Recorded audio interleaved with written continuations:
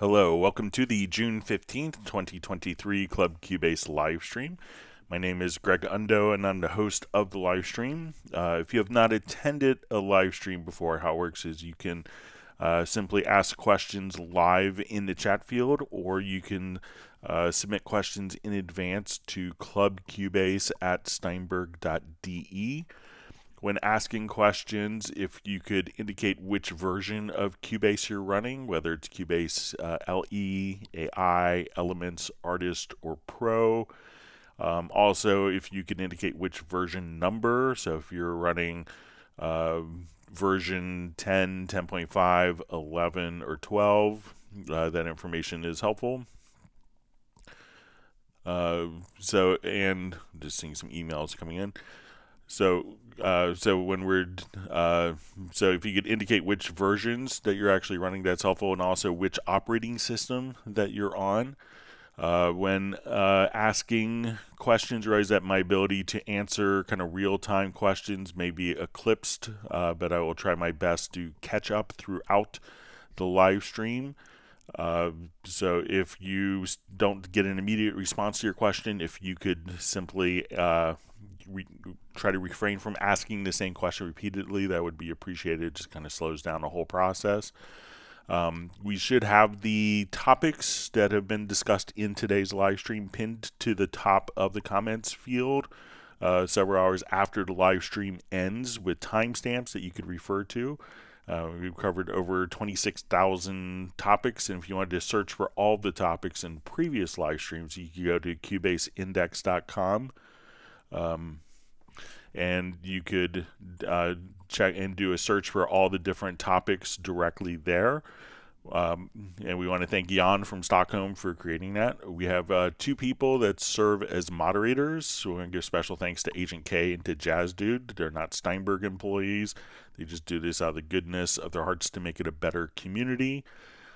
We also want to give special thanks to Jazz Dude for his work with the Cubase Nation Discord, which is a wonderful resource of pertinent and relevant information for Steinberg users. And it's a lot of effort to compile all the different tutorials and links. So we're going to give special thanks to Jazz Dude for that.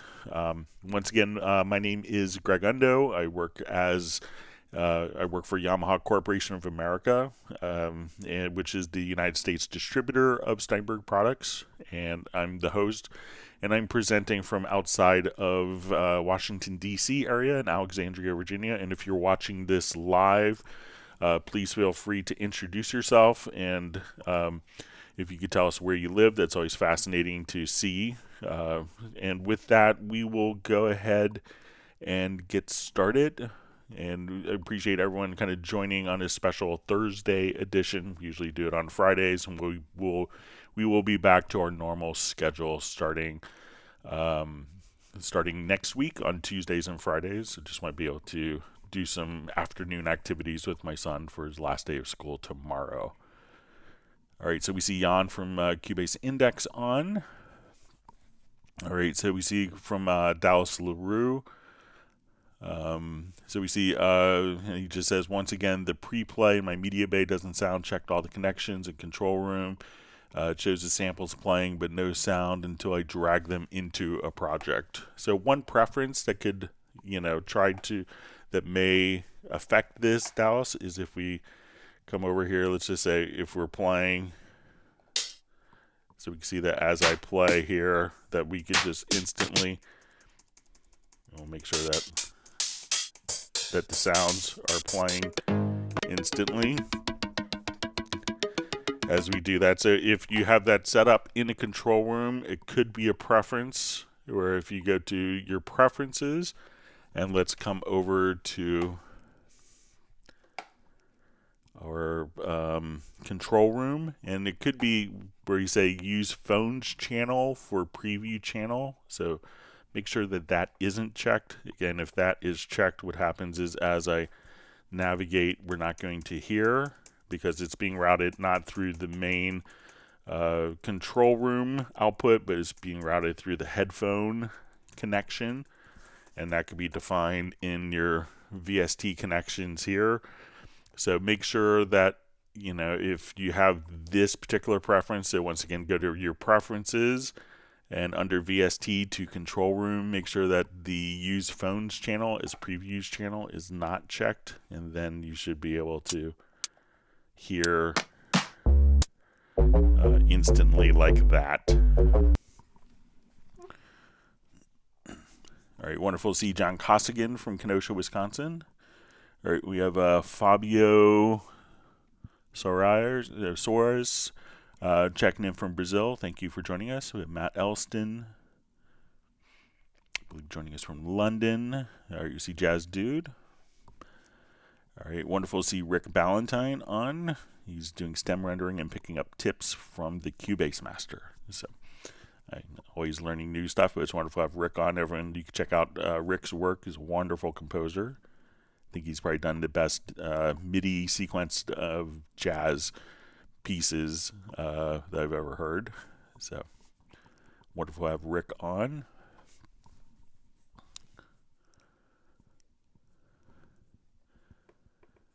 All right, so we see from Eduardo Diaz. Hi, Greg. Is there an easy way to batch rename multiple audio files, maybe in a pool, so that the name change is reflected in the disk files found in the audio folder of the project?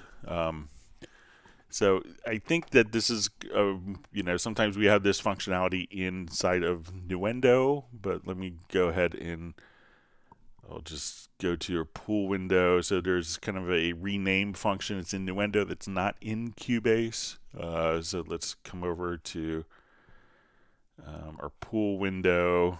So if we have a number of different files to rename these, we could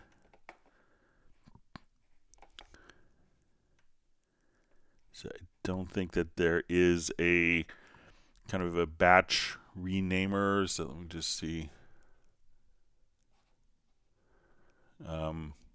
So it looks like in Cubase, I think you have to do it kind of one by one. We could rename tracks in kind of a batch, but not necessarily the audio files. I'll show it in Nuendo so we can get an idea,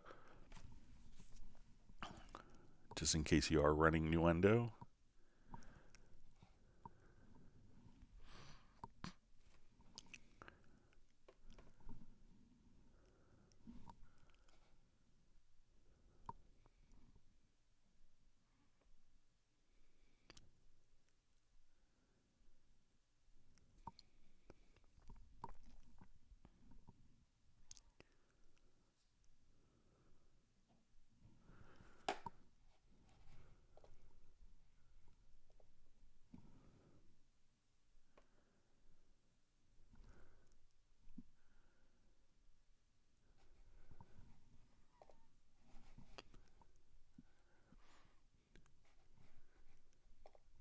So just open up a quick project here.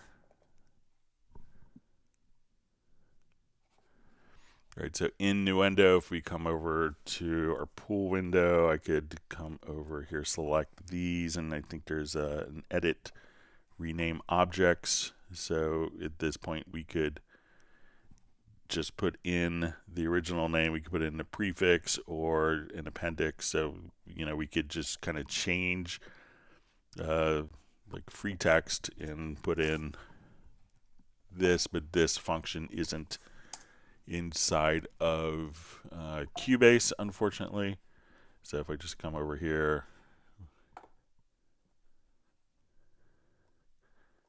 that we could rename WAV files in kind of a batch. But I think in Cubase, it's still going to be kind of one by one. So, but I'll mention that people are seeking that to the team. And there's also like batch renaming inside of Wavelab as well. So if you have Wavelab, you can do it there. All right, wonderful to see Robbie Bowling from Dallas, Texas. And we have Pindo Purba just saying hello to everyone. Thanks for joining us today. All right, we have Edward James checking in from Ohio.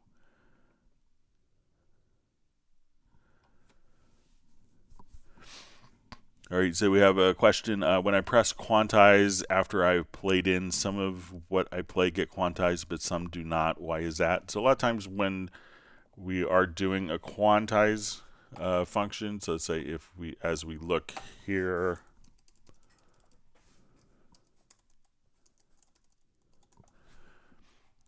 so as quantizing could be based on what events are selected. So if there are events selected, it will quantize the selected events and not all of the events. So make sure that you don't have, and if I wanted to come here and quantize the selected event on the project window, that would do it for all of the events. But if you had come over and let's say we duplicated this, that I could quantize this, but this, since it wasn't selected, won't be quantized. So as we undo and redo just to quantize, so the quantizing will take effect just on what is selected, either if the event is selected, all the contents within the event, or just the selected events within the editor, those will get quantized. So at this point, it's kind of what is selected and what level it's selected. So make sure that it's not just a selection. It usually kind of is kind of the issue when I get a question like that. All right, so we have wonderful Sir Robert. It's great to see you back. Hope you're doing well. He's Sir Robert the Key Terminator today. Longtime Steinberg user from Atlanta. So wonderful to see David Glick on. Enjoyed all your pictures from your vacation, David. All right, so we have Matt Elder who asks, hey Greg, I just got an Ortone Cube speaker. I want to be able to switch back and forth between my monitors as well. What is the best way to hook up the Cube? I'm assuming use the control room. So if you have multiple speakers, all you'd have to do is we'll come over here and say, okay, I have, you could just right click and add a monitor. I'll go ahead and just remove one so that we could see. So I'll come over and let's say, okay, I have my Yamaha HS7s, and if I wanted to add like an Ortone, I could just come over here, we'll right click, and we're going to add a monitor, and we'll call it Ortone. Take my cap locks off.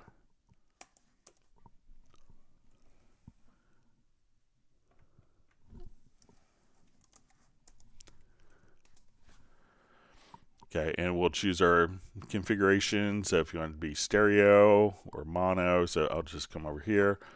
We'll make it make it stereo. And now what we're going to do is take like outputs 1 and 2 through the through monitor 1, and we'll say your Ortone monitors can go out of outputs 3 and 4. So you just connect that, and now once we're in the audio interface, once we're in the control room rather, we'll come over here, go to our control room, and then all we have to do is you could just simply select between different speakers here. So you can say, okay, I want speaker A, I wanted speaker B, C, D, and we also will see our monitors here. So if you want to see it by name, you can say, okay, now I'm listening to the Eve. I want to go to my Ortone or to my JBL, to whatever speakers you want. And these could be different configurations as well. So if you want it primary stereo, you wanted this to be like an Atmos, you wanted this to be a mono or an alternate stereo, you could just have independent configurations for each of these monitors. So once again, just take the output, go to your audio connections to the control room, right click to add a monitor, and add the monitor. You can give it a name, define the input and output, and at that point in the control room you could just switch back and forth between your two speakers. So it's a great feature. It saves you a lot of money in hardware. Here you see Jazz Dude is pointing out that there's currently a Wavelab promotion going on, so if you're interested in checking out Wavelab, it's a great time to take advantage of it. All right. So wonderful to see Michael Teams from Weatherford, Texas on. Glad you can make it today. And he's granted 1 gallon of pineapple coconut ice cream to Jazz Dude for all his efforts. Great to see Val Yu from Vienna, where he's sending his best regards.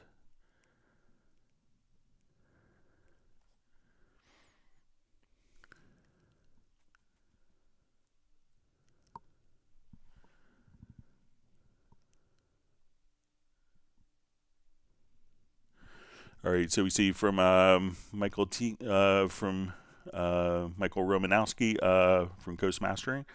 It says, "Howdy, Greg. In Wavelab, how can I keep the cursor in the center of the EDL when auditioning PQ start markers?" All right, so let me just go ahead and open up Wavelab, see if we get this figured out.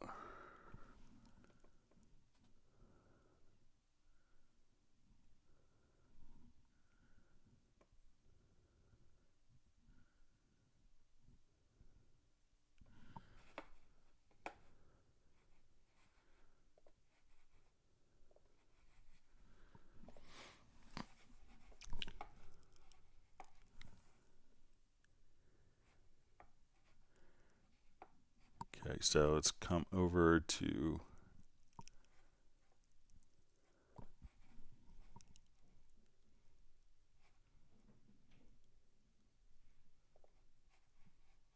see if I have just a quick.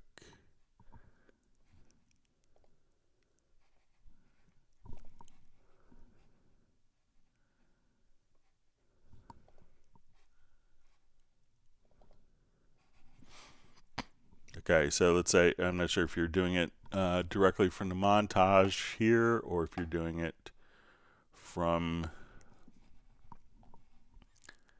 the CD tab. All right, so how can I keep the cursor in the center of the EDL when auditioning PQ start markers? All right, so let me just.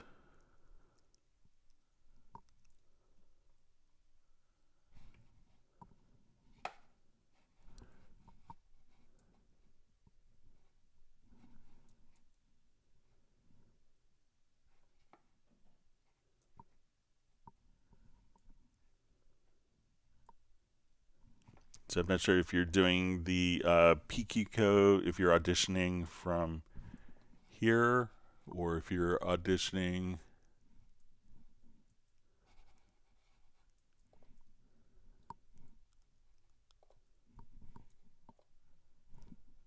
from the CD pane here.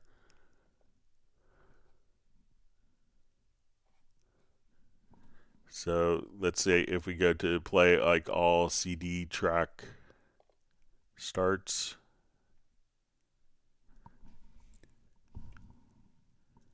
and if you wanted to, let's see, I haven't done this in a while on Wavelab of keeping the cursor.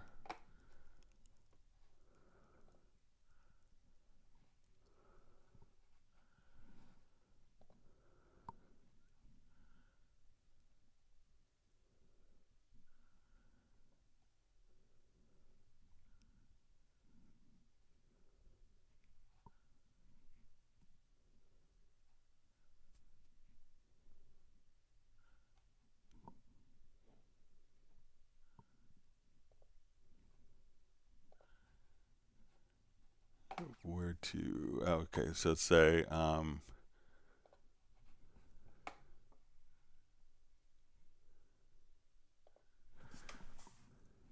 so let me just see if I have, okay, so let's say I have this, and let's say if I just now jump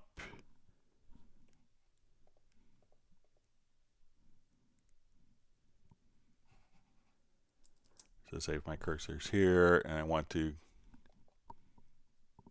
all right, so see where it seems like it's doing a pre-roll.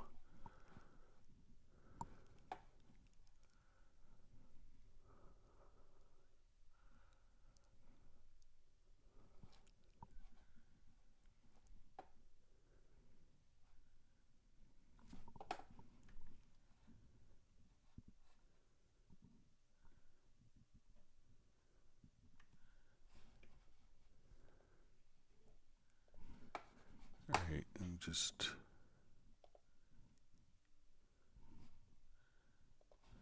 so I think that this, so say if I jump here,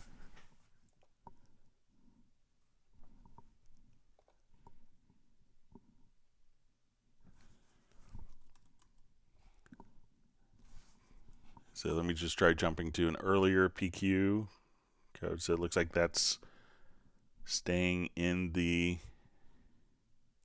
beginning, but let's see if we can figure out why it's,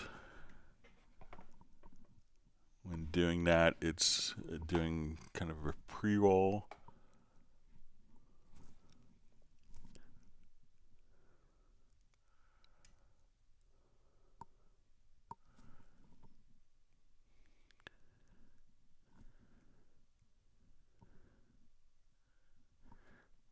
So it looks like the pre-roll is turned off.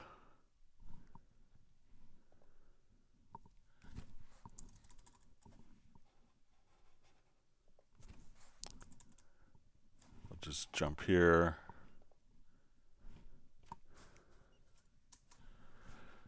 All right, so good options. We just disable the pre-roll and jump to another.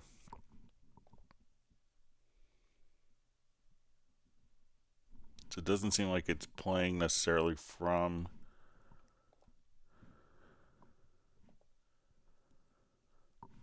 the previous selection.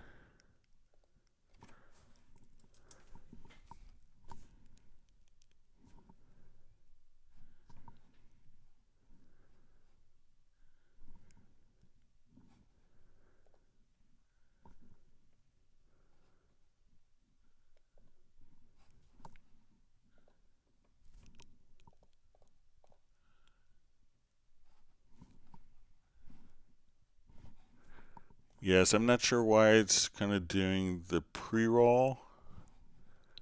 I could play around with it. Let me just see if there's any.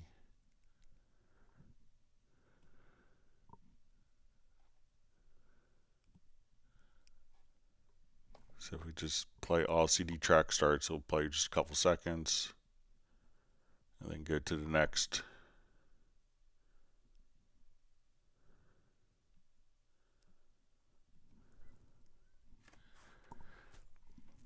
So I don't know what's causing kind of the pre-roll. Say we'll just play first.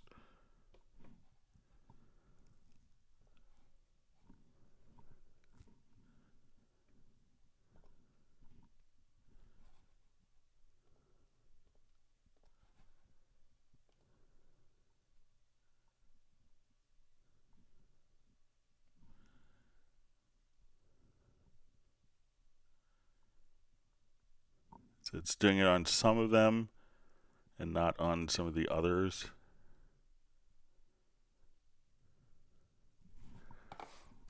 So, but you know, see if you have, you know, this for the scroll view, if it's set there, but I'm not sure what would cause kind of the inconsistency when kind of jumping here for it to do a pre-roll.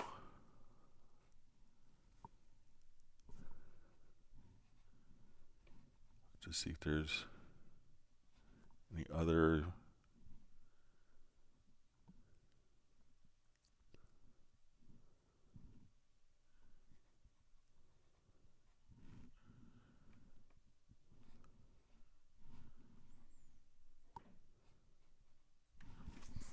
I'll just check transport.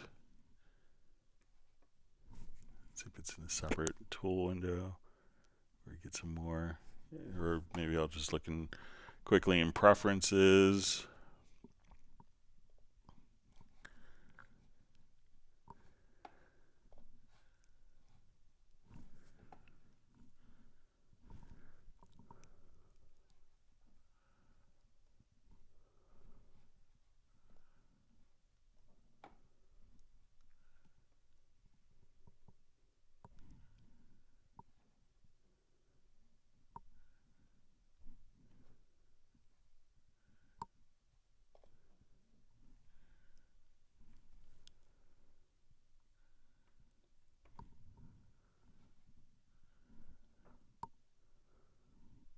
there's anything here with transport.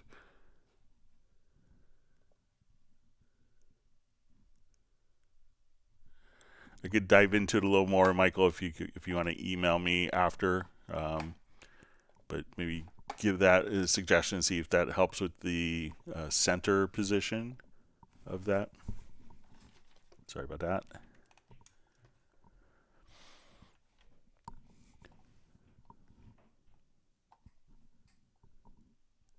Just getting my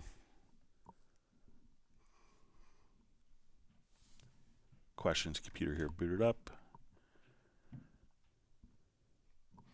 All right, so you see from PZ136 just saying today is Thursday. So yeah, I have to do some stuff with my son yesterday.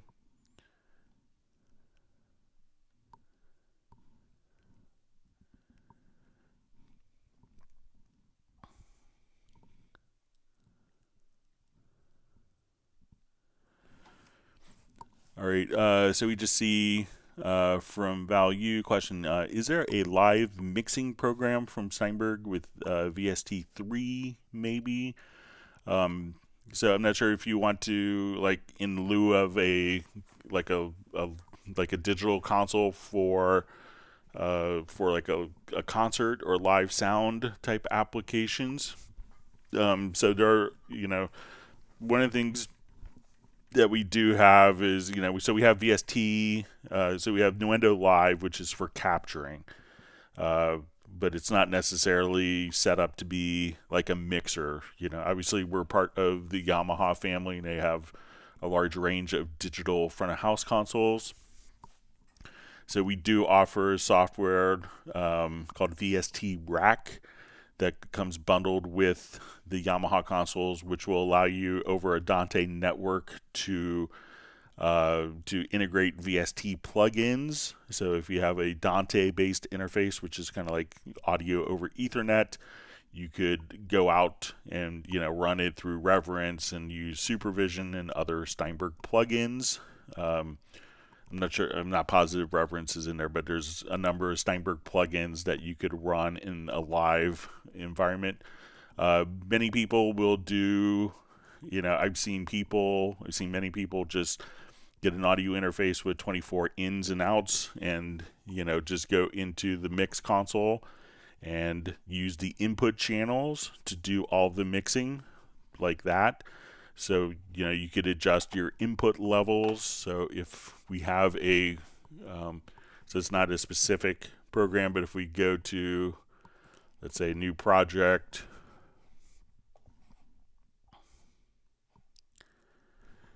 and we go to our audio connections, let's get to inputs. We could say, okay, I want to add, let's add a bus, and we'll do 16 inputs.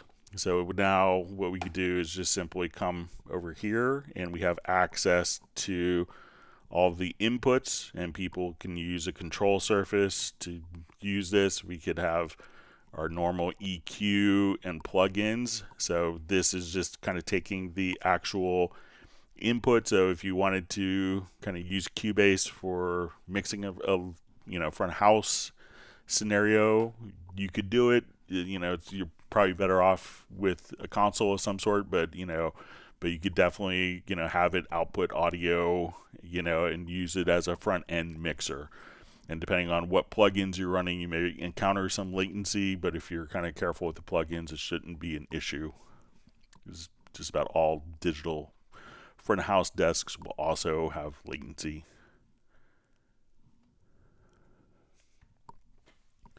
But nothing specifically for trying to replicate a digital console, like for live sound work, like a DM3 or DM7, something like that, or Rivage. Okay, Michael Teams wants people to smash the like button. All right, and Michael Teams has granted my family and myself 1 gallon of tuxedo cream ice cream. Sounds good. Thank you for that.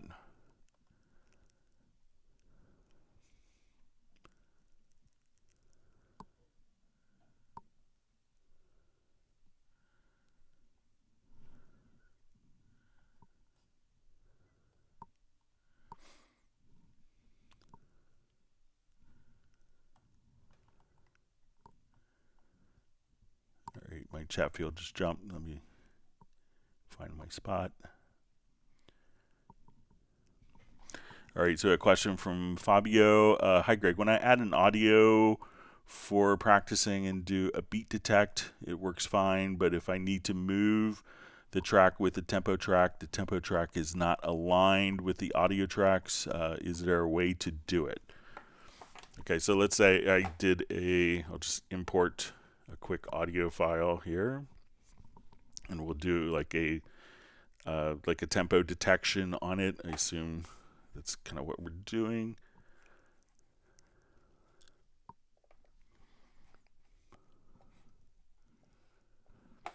Okay, so I'm going to, at this point, do our tempo detection.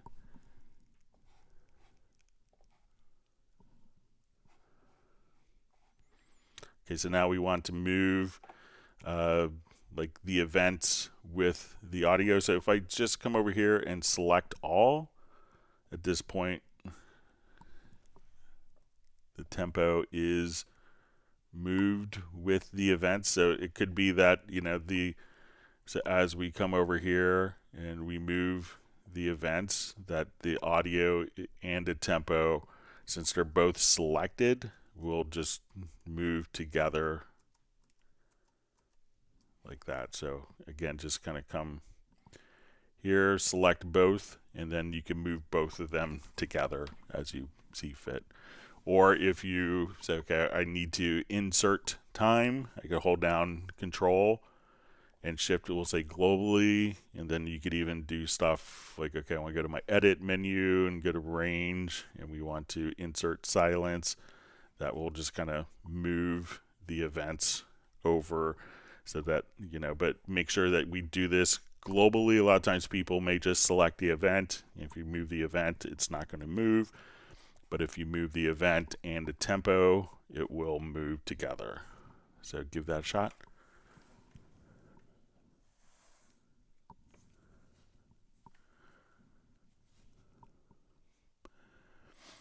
All right. All right, so we have Mady the Great checking in from London. Okay, so we see the appeared one ask, what's a proper way to get a question answered? This is my 4th time trying to email or just in here. So you can send an email to clubcubase@steinberg.de, but you could also just type in your chat. You type it in the chat field. So sometimes if it's maybe, you could just ask if the question is beyond 200 characters, it may not show up.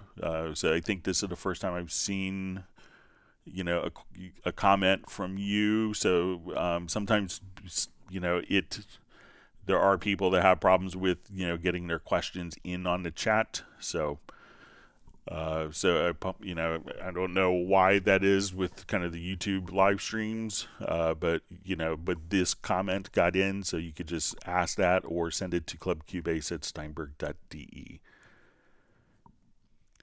You see Filter Freak just wondering about Thursday. So yeah, I have kind of a family commitment, spending some good father-son time with my son tomorrow.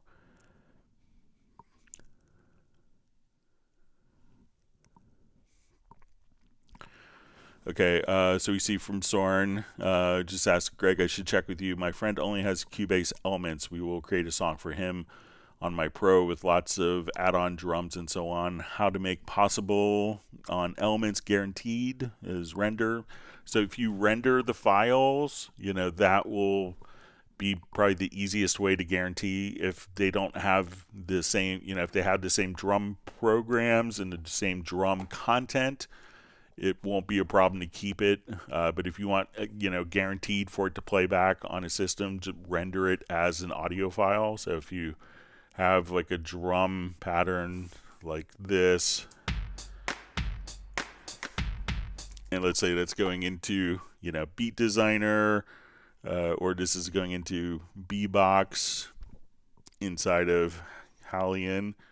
So as soon as we come over here, we'll just say, okay, let's just come. We see like this, the MIDI track.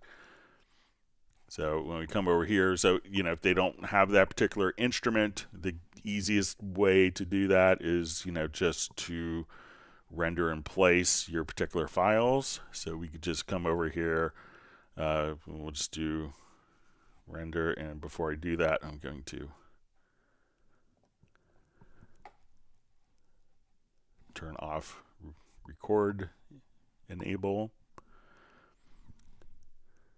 So now we'll just render in place. And now as an audio file that will play back in any other DAW without worries. So, and sometimes it's good. I know a lot of people that may render a lot of MIDI stuff because they don't want people to necessarily see how they got the sound and how they were able and what particular instruments or have access to their samples, and we'll just kind of render audio files to kind of keep their intellectual property secure.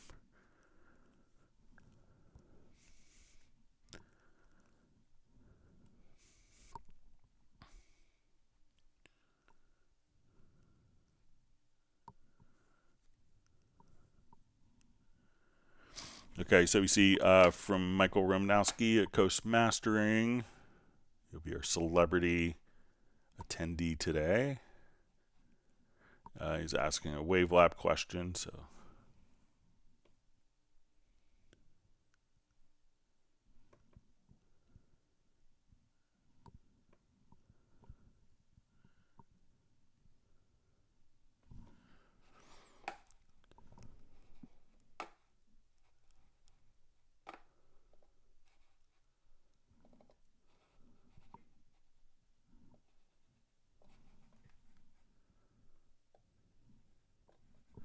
Okay, so and Michael's question is, in Wavelab, how can I keep the fade shapes durations when overlapping files? When I move them, they revert to linear and equal duration. All right, so we just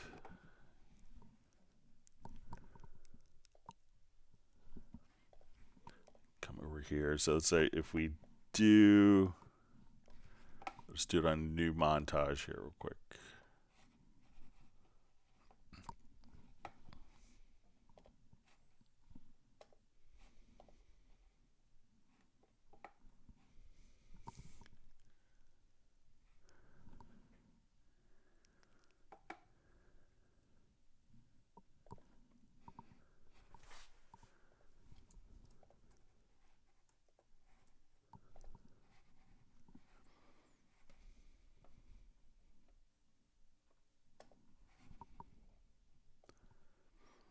Okay, so let's say as we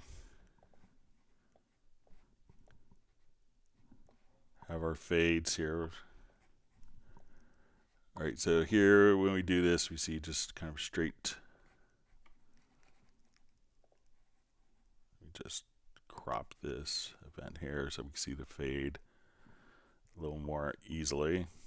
All right, so when we come over to our fades, let's say we want to set our fades like for our default fades.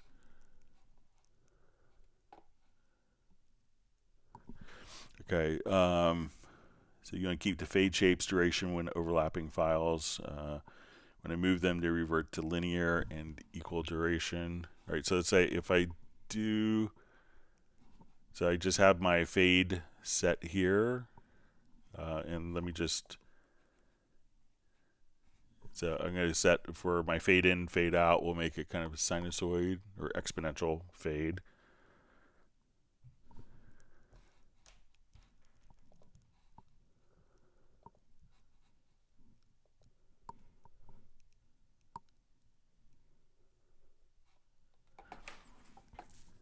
All right, so let's see if we,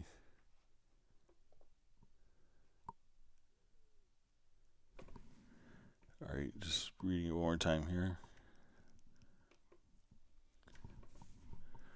Okay, so we see that they're defaulting, so as soon as you move, it defaults to linear. So let's see if,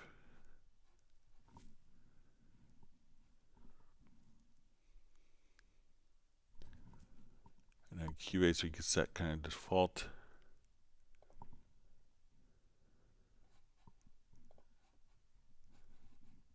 Okay, so we have our fade in, fade out here.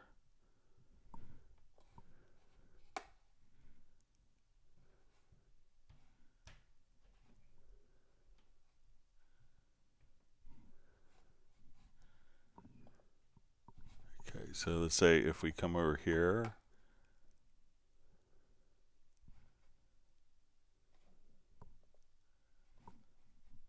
let's see if we save it as a preset.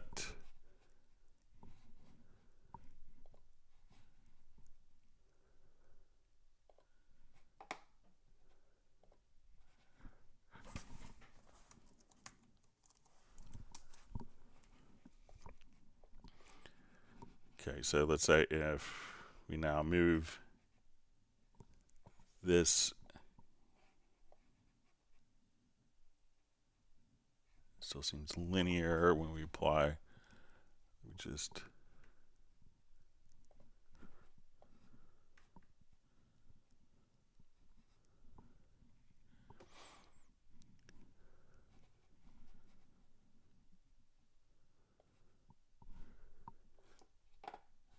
now it seems like the fade out is changing.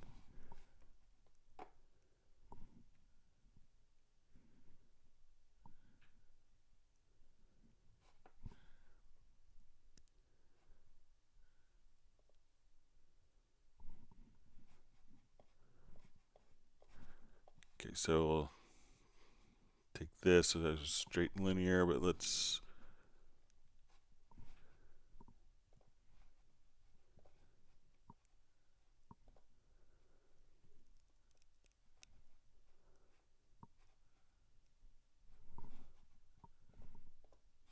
so now I go here to presets. So we have separate presets for fade in and fade out.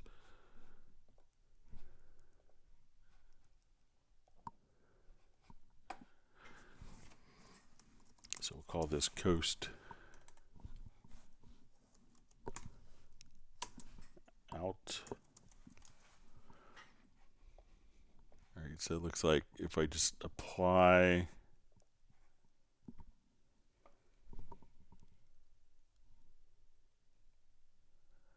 all right, so let's say we will do, all right, so I'm going to come here, apply that preset, and we'll save the current fade as default for automatic fade outs.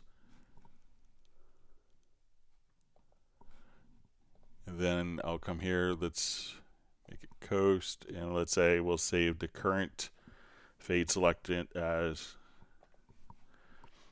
all right, so if I take this over, let's say we have no fade here.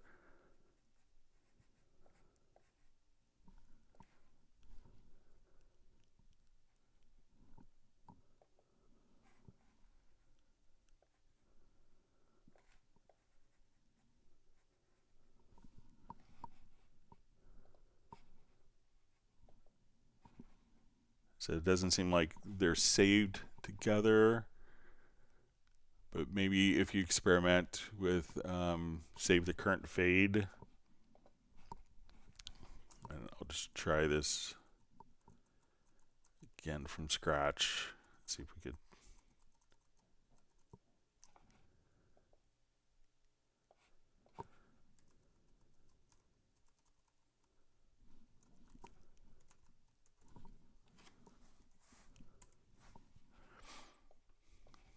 Okay, so let's say I want to take this, save current fade as default fade out. And let's say we want this as our default fade in.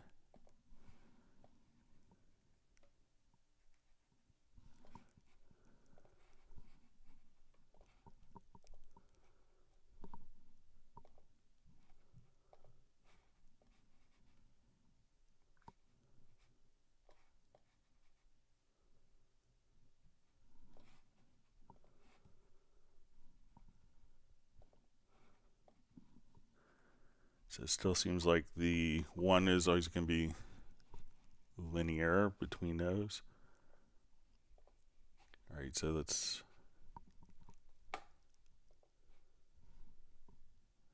take my fade in, save as current default. Okay, so now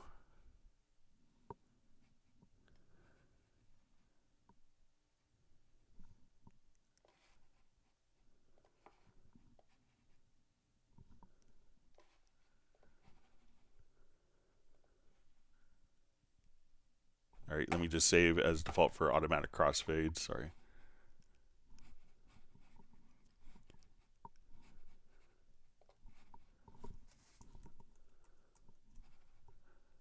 So say save as default for automatic crossfades.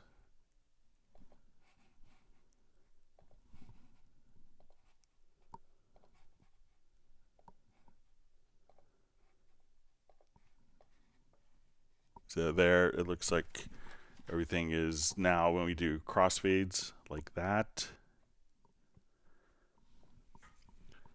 And I'm just going to reread the question again here real quick. Yeah, so try, see if that helps, Michael. So once you select the fade, get a presets, and then you could save current for fade in or fade out or for automatic crossfades. And let me know if that is helpful for you, if that's kind of what you were looking for. Sorry, it took a while to get there.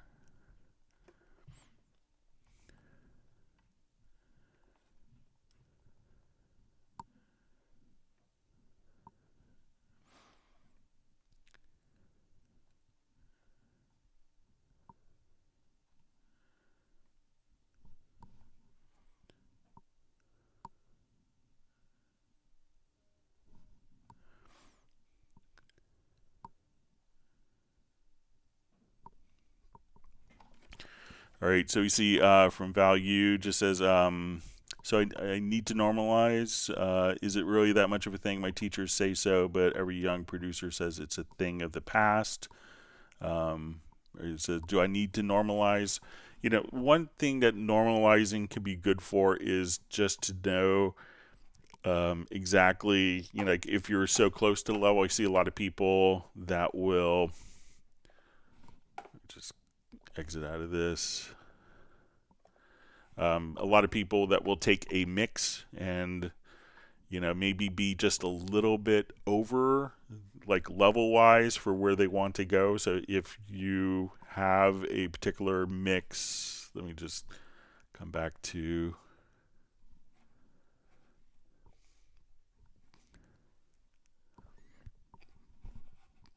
just import the file here. So just so you you know, it could be helpful is just kind of a final thing to make sure that your overall levels aren't going crazy. So let's say if I import a quick audio file here,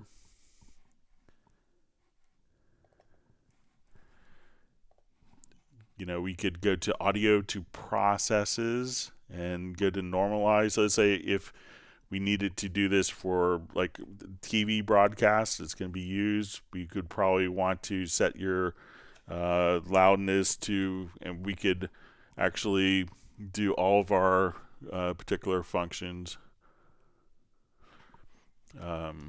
So we could set the levels right here. So we can say, okay, now this is going to be minus 23 LUFS, and if I want this to be minus, so that would be for TV. If I want it to be minus 14 LUFS for, you know, for Spotify, we could just kind of put in and go to a specific loudness, you know, point.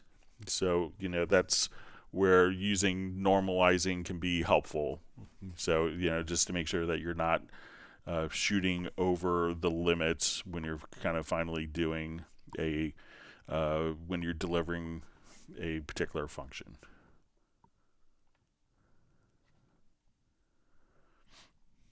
All right, so we see the appeared one. Looks like he's getting his questions in.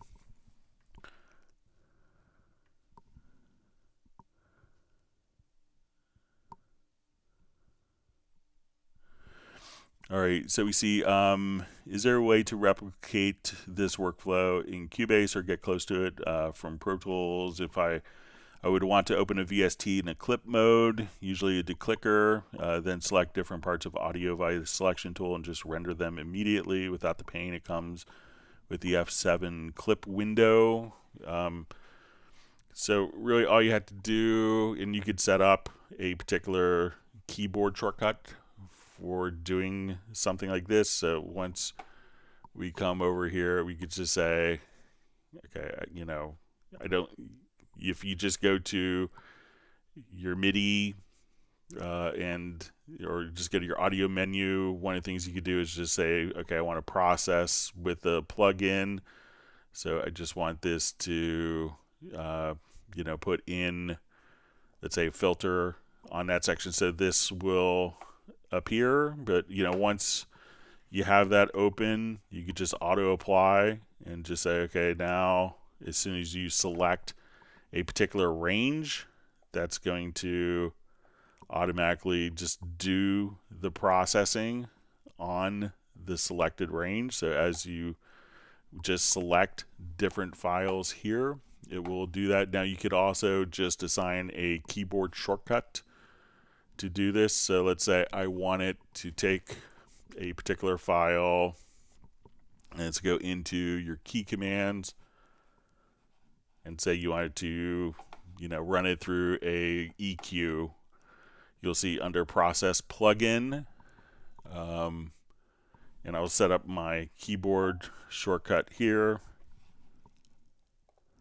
where we could just say, okay, I just want to go to my MIDI remote, right, and I want to take this button, and I'm going to reassign this particular button here to my key commands, and we'll say,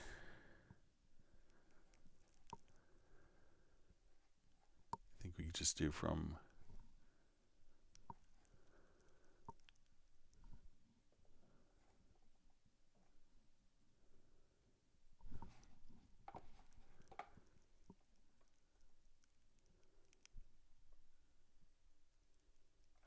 and under process plugin. So let's say I wanted to pull up like a frequency EQ.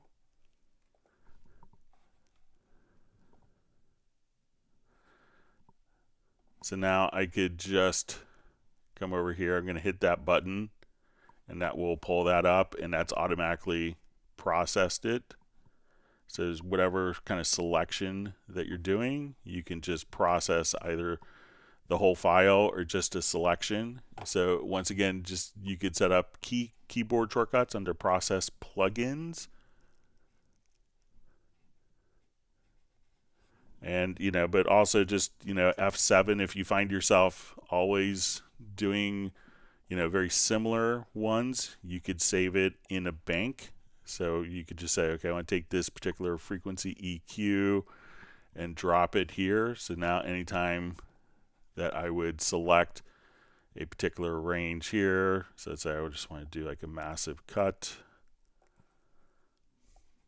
I could again just kind of take the selected portion and just apply that particular function just to a selection.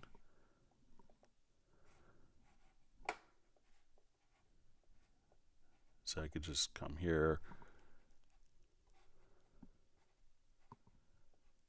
So experiment with that. So you could do just a process plugin, but if you're doing that repeatedly, just check out having this open, and then you could just do all of your selections. But just if you wanted to trigger for doing like restoration, consider doing just the particular run that particular plugin and be able to access it through one keyboard shortcut or through a particular MIDI remote command.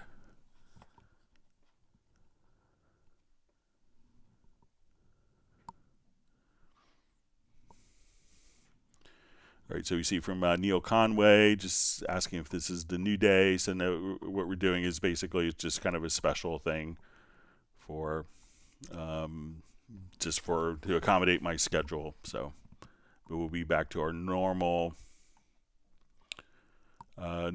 Tuesday, Friday schedule. It's next week.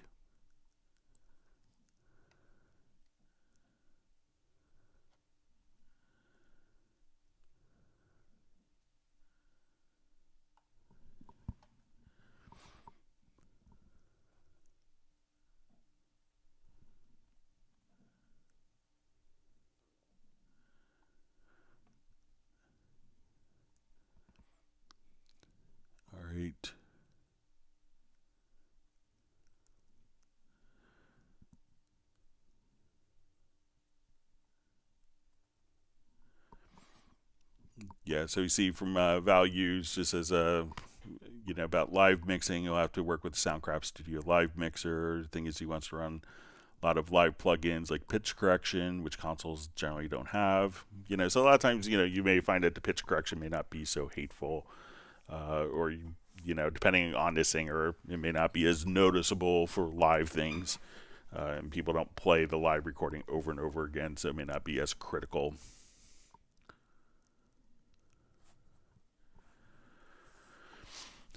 All right, so we see from Masta LBC says, "Hi Greg, I did try the newest Studio Manager, but my Motif Rack ES is not showing up inside of Cubase in this Studio Manager. Can it be recalled otherwise?" So I was trying to play around with it, and it looked like the latest version of the Studio Manager that I could find on my Mac. I didn't get a chance to try it on my PC. Was from 2011, so I'm not sure if Yamaha is supporting it. I left a message for a colleague who's kind of like, maybe my counterpart in for synthesizers, and I wasn't able to hear back from him before the live stream. So, but it seemed like, I'm not sure if it's working on Mac Silicon Native or if it's just working on Windows. So it may have more, legacy stuff working on Windows. All right.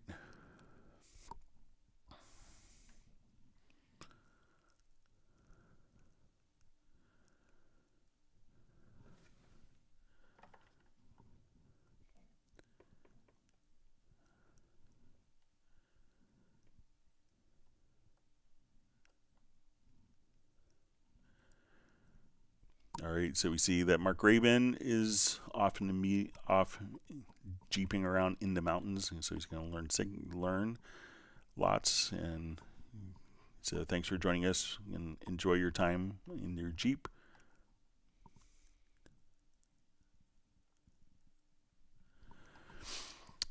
So we see from Juno6, hi, great question. Is Steinberg considering updating Cubase user interface, such as the inspector, old plugins, and old menus to have a more modern and consistent look? So I think that as you see, obviously the program like Cubase, there's probably like, 10,000 different windows that can pop up. So as each new version, as it's been released, has, they'll tackle different parts that haven't been covered, in previous versions of overhauling user interfaces. So that's something that's always being worked on. So we'll see what comes out with the new version, but I think you'll be happy.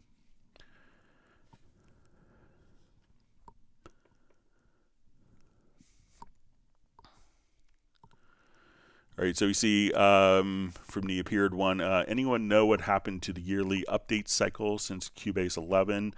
So one of the things that we, there's a lot of things that are kind of external to our control. So, one of the things that has delayed some of the cycles was, integrating the new licensing system. So, that was a big undertaking in removing, thousands of, tens of thousands of lines of code to get that to work. Also, to make sure that it's going to be working with the latest processors, to make sure that it's going to be Apple Silicon native.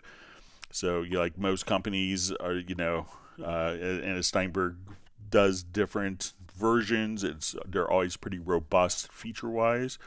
So, but it's a lot of operating system updates, new processors to make sure that we're getting as much power out of them, can add to development cycles. So. All right, so we have Andy Raxty Cams just saying, hi Greg, hope you're well. So, doing great, thank you.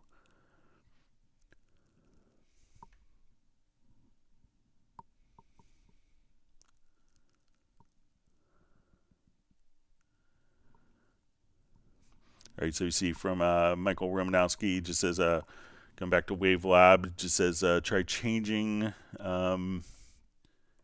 the duration of the fades, for example, 10-second fade out, 2-second fade in, and they become the same length when moving to overlap. Okay, so let's give it a shot.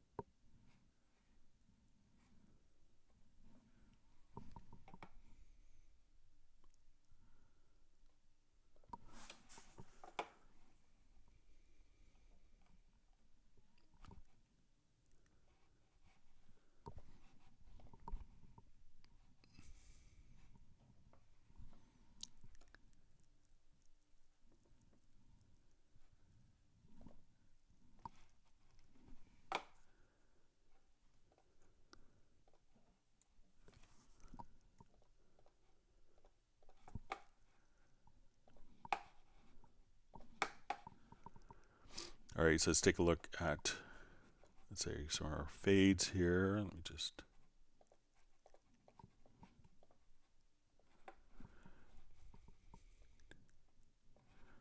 Okay, so I want to do.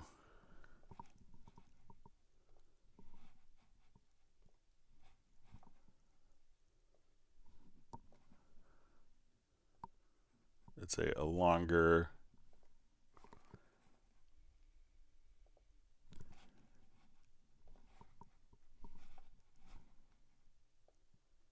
All right, so I'll just trim this. I'll make it a shorter fade.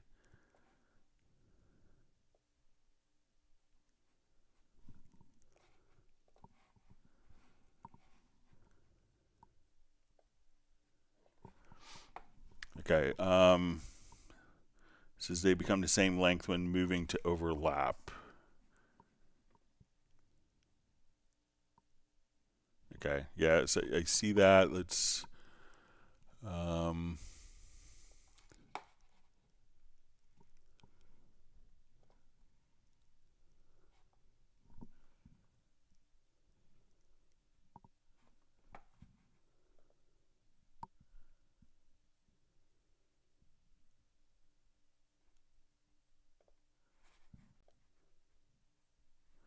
Right. So if we say, so if we have our different size fades here, and we choose no automatic crossfade,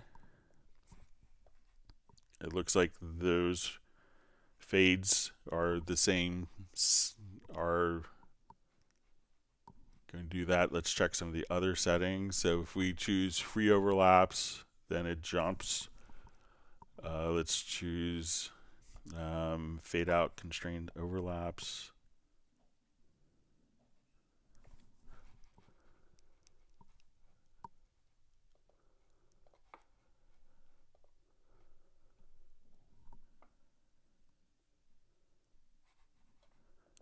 All right, so let's see if we go to free overlaps default, and we'll say lock our fade times. It looks like that jumps. But if you have the fades, let me know if that, if we said no automatic crossfades, because then we're not doing automatic crossfades just on the overlapping regions. So let me know if that's helpful for you, Michael, just to disable automatic crossfades.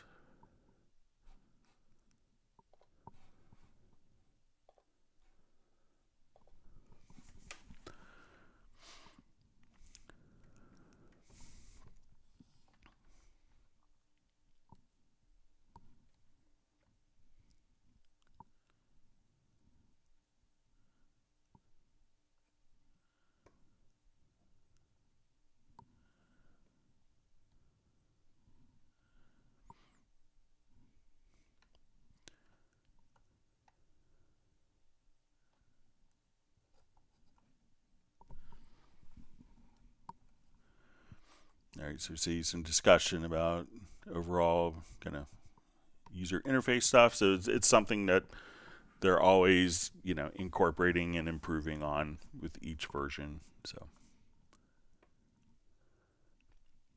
if we just did every single feature if we overhauled everything, if we overhauled every single window, then there wouldn't be any other features. So.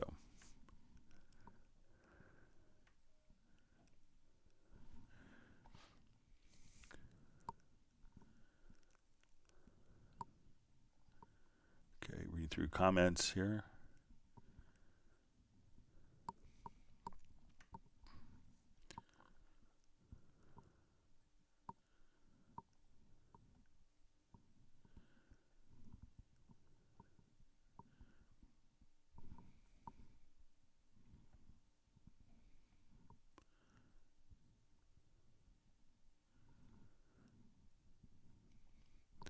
Okay, so we see the Heartbreak Time Machine is on. He was a 40-second like.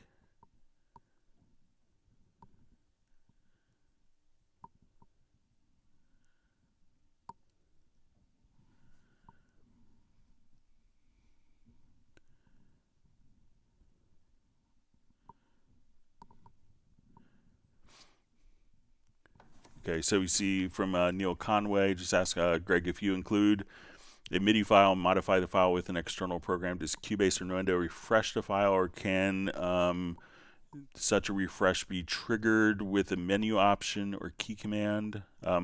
So if it's modified with an external program, the MIDI file would have to be imported directly into Cubase again. So it's not going, once a MIDI file leaves, leaves outside of Cubase, and if you edit it in a different program, it would have to be saved again and then imported. There's no way for Cubase to know what changes were made in the external program. So you'll probably have to be exported again and then imported back in.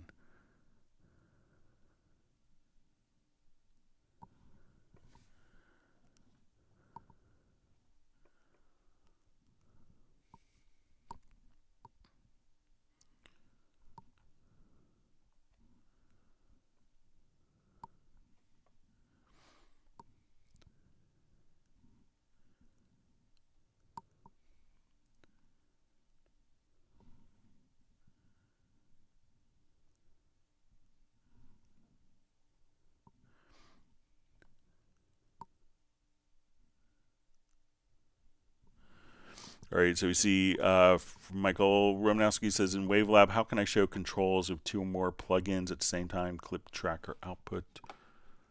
All right, so let's go to open it up.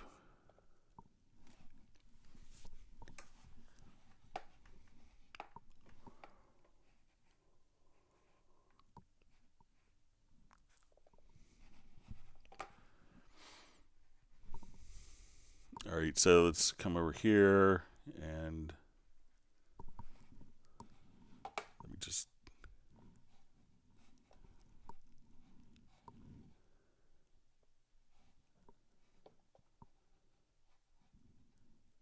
keep opening up the wrong file there.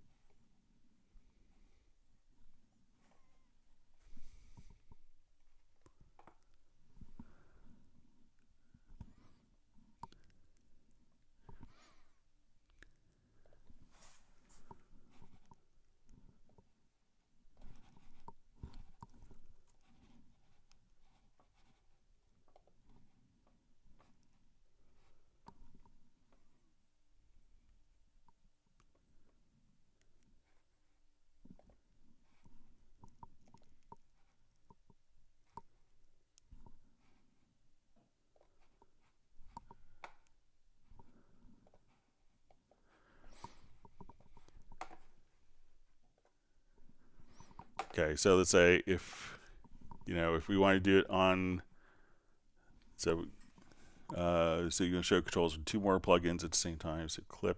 All right, so let's say if we come over here,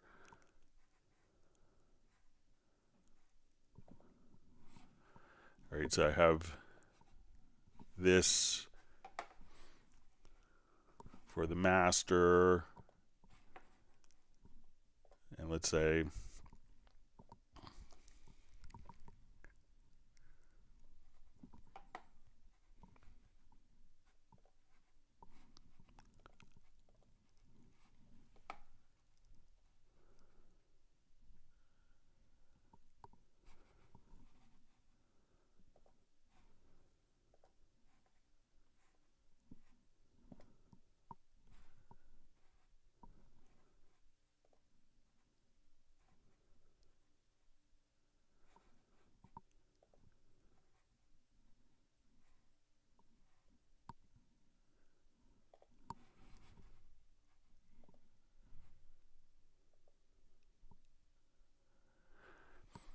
all right, so let's see. So when we switch between the different outputs, we can see the three different plugins, but the question was how to get those all viewable at once.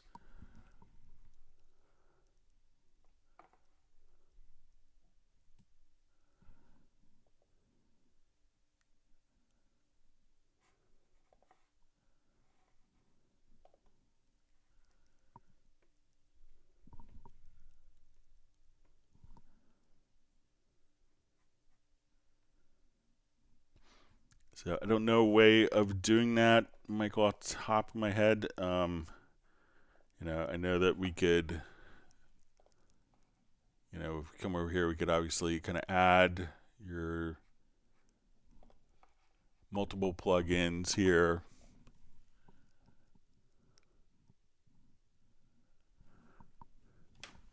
And just start getting text here from Michael.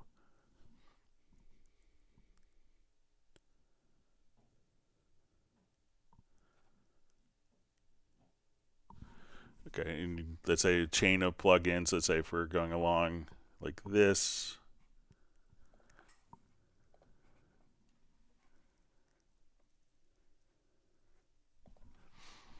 Okay, so I think, so if we wanted to see all these at once, let's see if we could.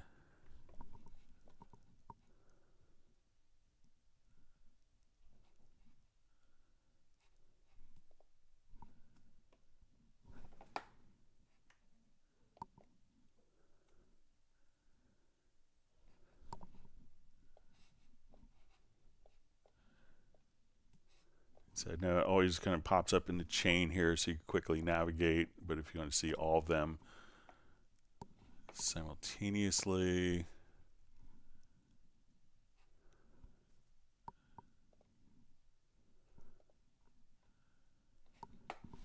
let me just check, see if there's preference for this.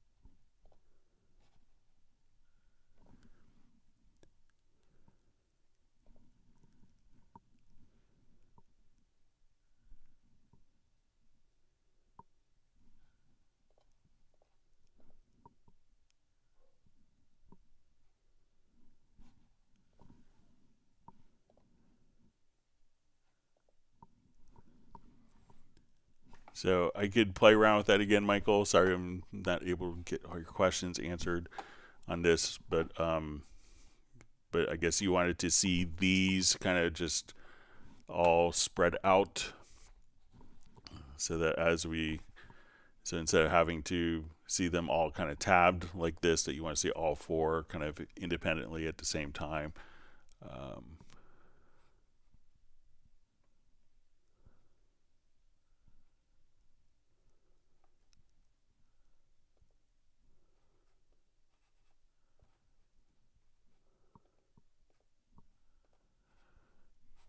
So I could do some experimenting with that as well. Sorry, Michael.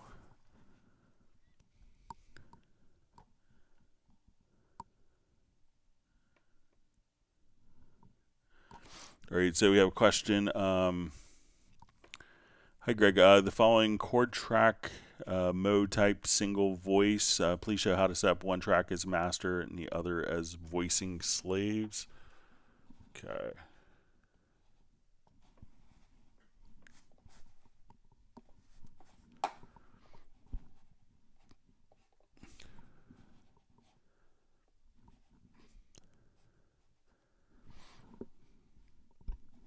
All right, so it's not necessarily that one track would be a master that the other tracks are following, but it would just follow based on the chord track. So let me we'll show you a different example of this.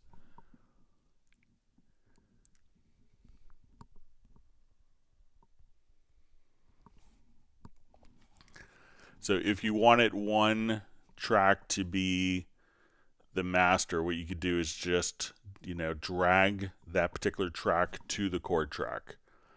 Then so that would be deemed the master. And if that's the case, let's say I want to take a piano part here.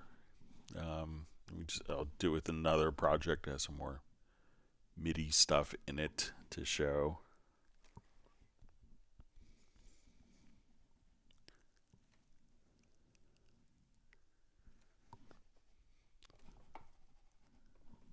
more appropriate.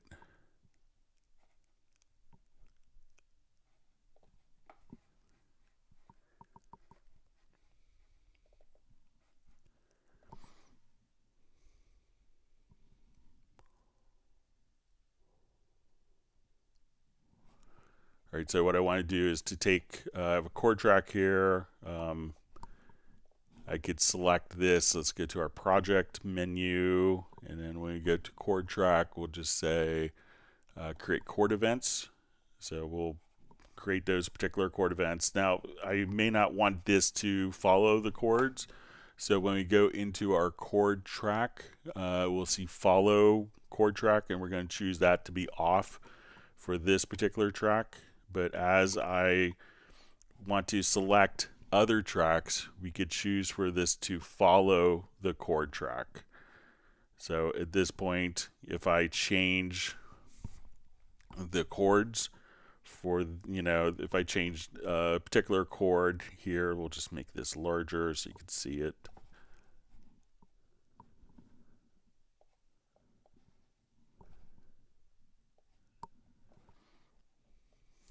So once I'm here, I can say, okay, I want this to be an E chord instead. So we look at our notes.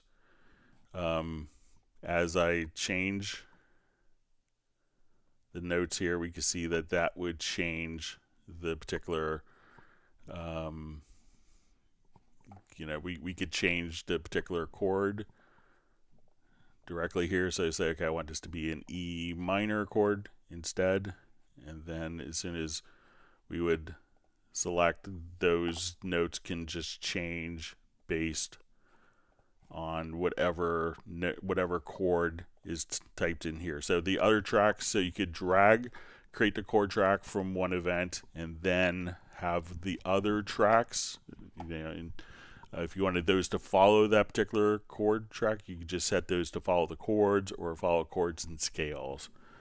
And then one could serve as kind of like the main propagator, and the others could be following it.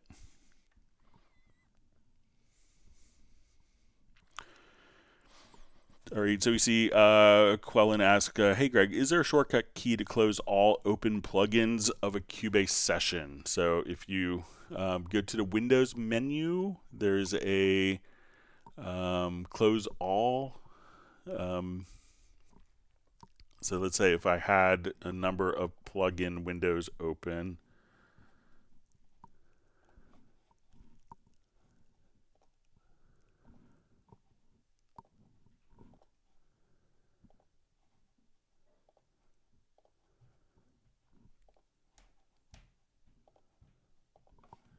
right, and these are all kind of spread out throughout my workflow. So if we go to your Windows menu, there's a close all plugin windows, and then that will close it for you. So once you have that on, you'll just see close all plugin windows, and I think that's addressable by a keyboard shortcut as well.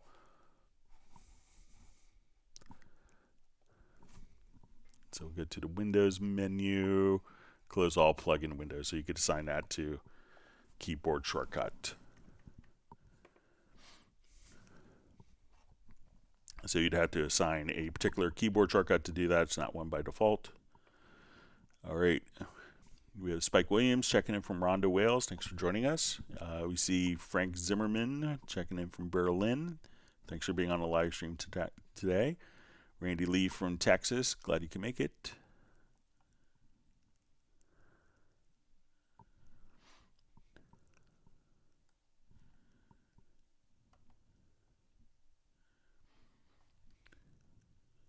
We see Michael Teams is happy to see Randy.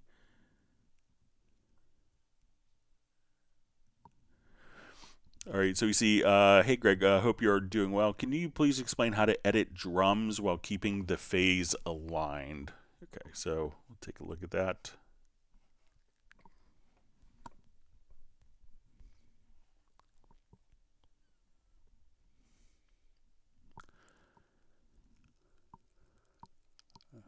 All right, let's come here. All right, so if we wanted to, there's different levels of drum editing that could be utilized. So let me just come over here. We'll just All right, so if I've placed all of my drums into a folder track,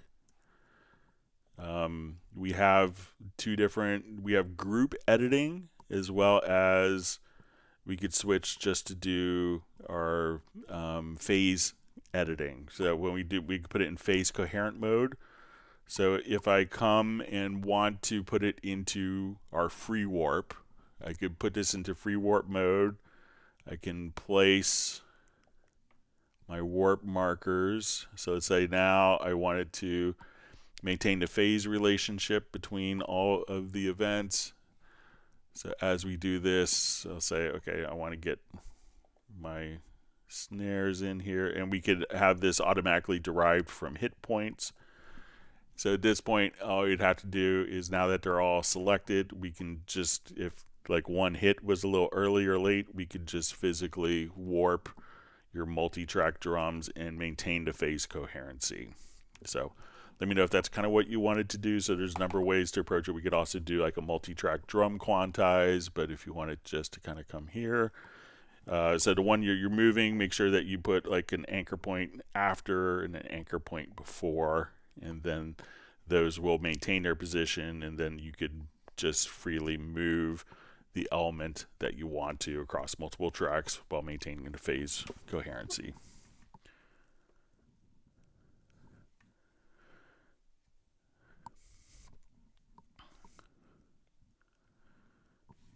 Okay. See, Michael Team's working on a couple songs.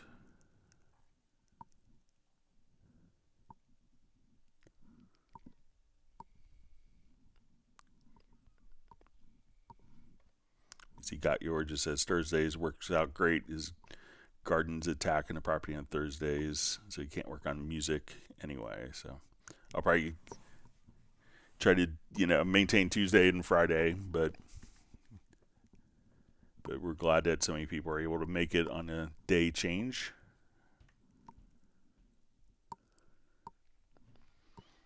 So you see from Michael at Coast Mastering, says you want 3 or 4 plugins on a track, for example, they all interact with each other. So I understand what you want to do with that, so I'll play around with it, see if I get them kind of uncoupled from each other.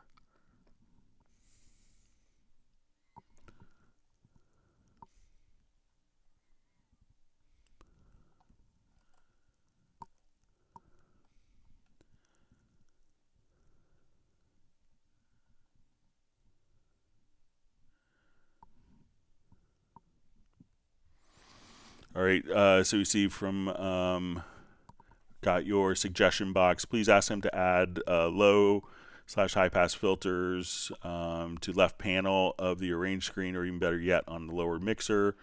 Can't seem to find it, or they overlooked it. So I don't think it's currently in the on the project window, but I understand the need to be able to access it directly from the inspector. So it's going to be in the channel view, so you could do it here, but it's not going to be in the inspector, or the lower zone console is not going to show it either. It's going to be on the large, you can see it on the large, currently you can see it on the large screen here. So if we wanted to just go to the racks and make sure that the pre is turned on, we could do it here, but currently it's not implemented in the lower zone mixer or within the inspector. So maybe we'll see changes with that, but I'll make sure to pass that suggestion along.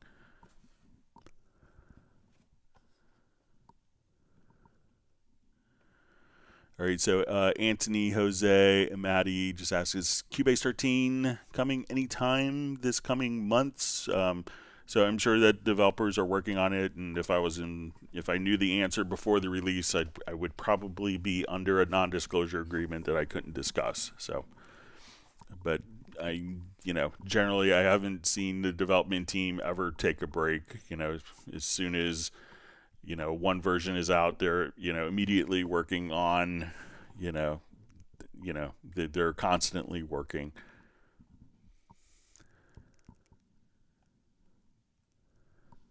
All right, so we see Peter, who's happy that Montreal, where he lives, will be hosting the Formula One Grand Prix, so it must be exciting.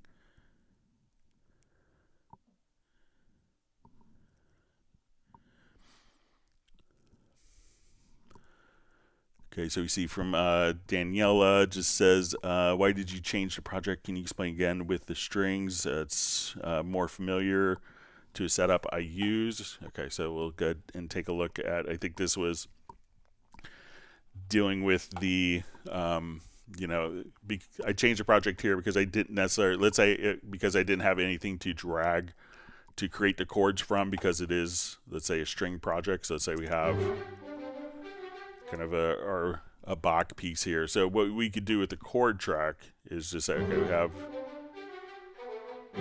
so let's say Brandenburg Concerto's famous Bach piece.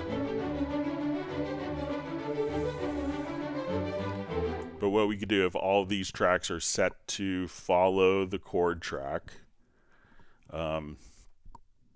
you know, what we could do is just come over here and say, okay, we want these all to follow the chords. I could now at this point just say, okay, let's go and make this a G minor and a D minor chord. And as we listen to it, what was? And we have these all set to follow the chords and scales. So now we do that, we could just take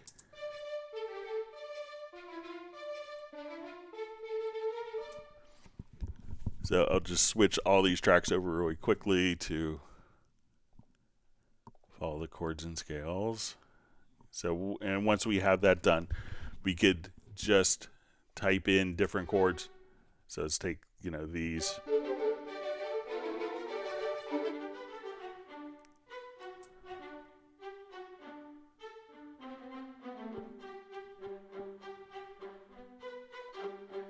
So we'll take a number of string parts here, change it to follow the chords and scales.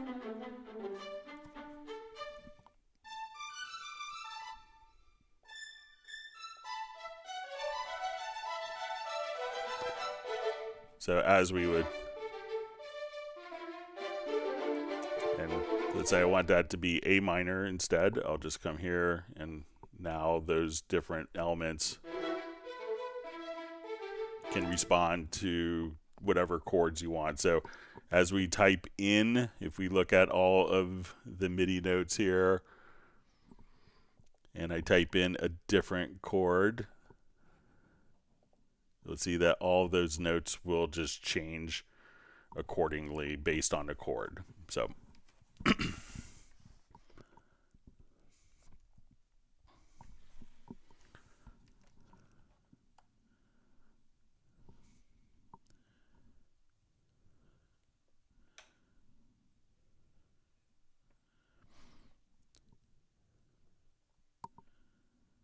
all right.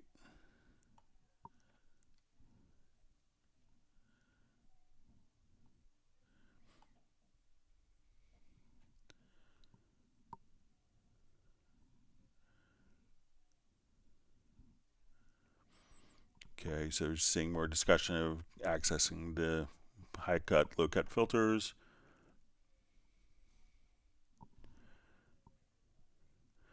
All right, so we have a question from Anthony Jose Amadi. I'm using Cubase 11. Is there any way to MIDI learn and map any controls to any of the MIDI controller button? For example, map the record on off of track 1 to a pad of controllers. Yeah, we could do it in Cubase 11. So, you know, its functionality has changed pretty significantly. One of the great things in Cubase 12, but if we wanted to map a particular controller here, I'll just revert this here. Okay, so if I wanted to map a particular button on my keyboard controller, I could go to my studio setup. You know, we could go directly to like a generic remote, and what we want to just come over here is make sure that we see the panorama P4 MIDI. We want to set the correct MIDI ins and outs, and we're gonna just learn the particular note here. So I'm going to say, so as I hit the MIDI note message, we can see that that's going to be captured, and we can say I want this to be transport device, and we could say I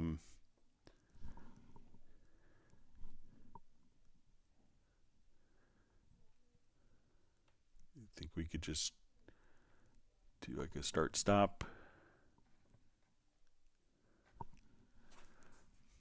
So I'll just come over here. So we'll say start stop mode. Okay.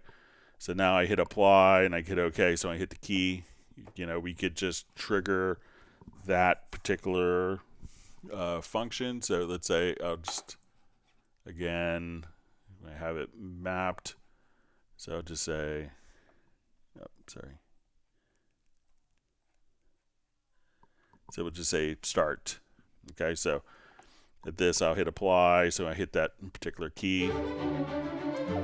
It will just start playing. So anything that transmits MIDI remote on your system, you can set up through the generic remote to do this. And a lot of keyboards, so basically we can think of this line here automatically selects, you know, if we go to fader 1, we see fader, we want to make sure that these two are matching up. So we can capture the incoming MIDI message, and we could learn that, and now we could have that do a particular function in the bottom. So there's over 2,000 functions. Now, if we have it set up for like a MIDI remote in Cubase 12, which is, you know, a great solution for this, you can create your own, you know, you can create your own layout, but you can say, okay, I want this to be, so we come over here, I'm going to right click on the function and we'll say pick up for MIDI remote mapping.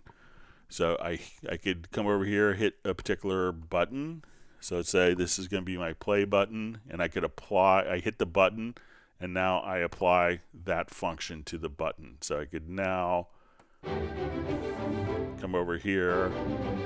So any function, once you have kind of your various MIDI controllers configured in a MIDI remote, you can right click on the function and then say, okay, I want this function to be on, and hit the button on your MIDI remote device, and then you could apply that mapping to that particular device. So there was a huge change in version 12. So if you want to do that and really map it out to customize it to function exactly how you want, you know, consider upgrading to Cubase 12, because it's a really wonderful system of being able to create and customize your own MIDI remotes to do incredibly powerful things simply.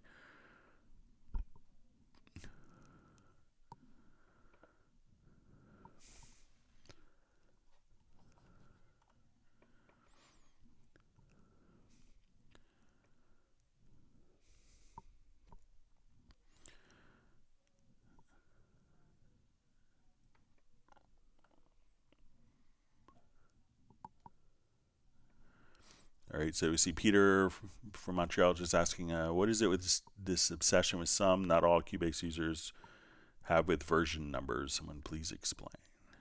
All right.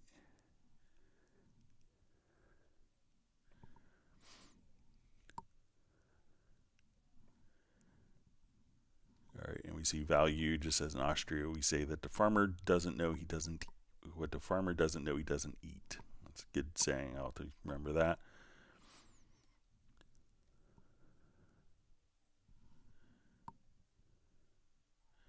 All right, so we see Got Your just saying, thanks Greg, verifying I was not finding the filters. I've been trying to switch my workflow to staying on the project screen.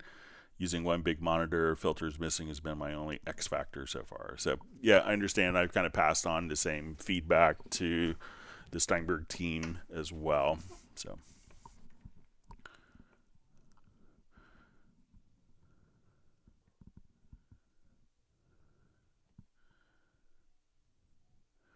All right, so we see Daniela Tocan just says, I think there should be more examples by this.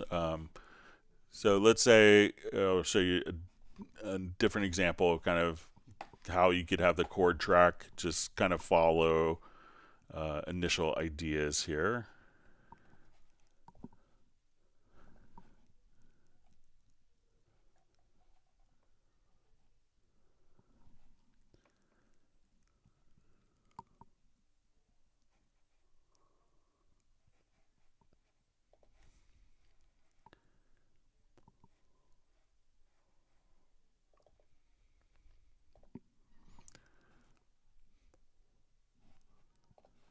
Okay, so let's say I have some type of soundtracky type thing that I've built up here. So we have number of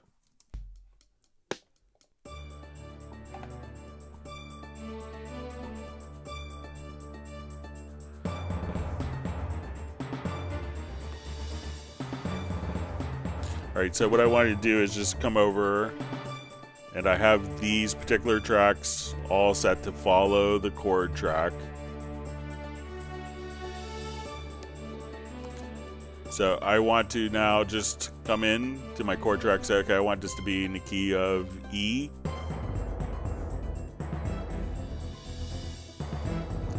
Maybe we'll start in D. So let's just jump back here.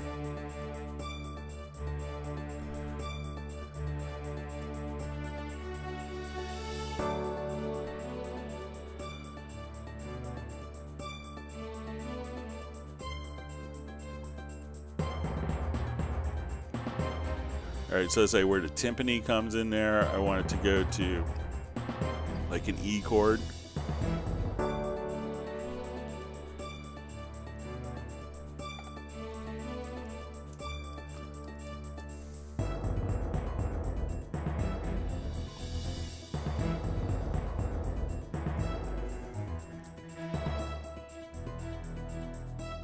And let's do like a quick turnaround on this. So let's make it maybe an F sharp minor going to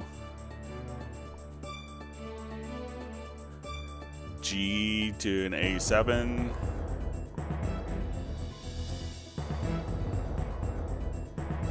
So as we make these changes and we enter the chords, these will just all change the MIDI data. So if I wanted to transpose everything, let's say to E flat, we can see that as we transpose, if you look at the MIDI notes here, it's all just changing.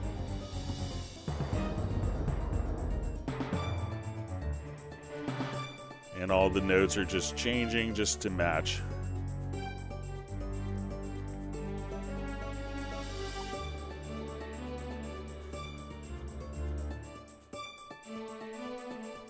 So these are kind of like just following the chords and whatever change we make in a chord track. So if I want this to be E minor, let's say for this particular chord, I'll just say, okay, let's make this an E.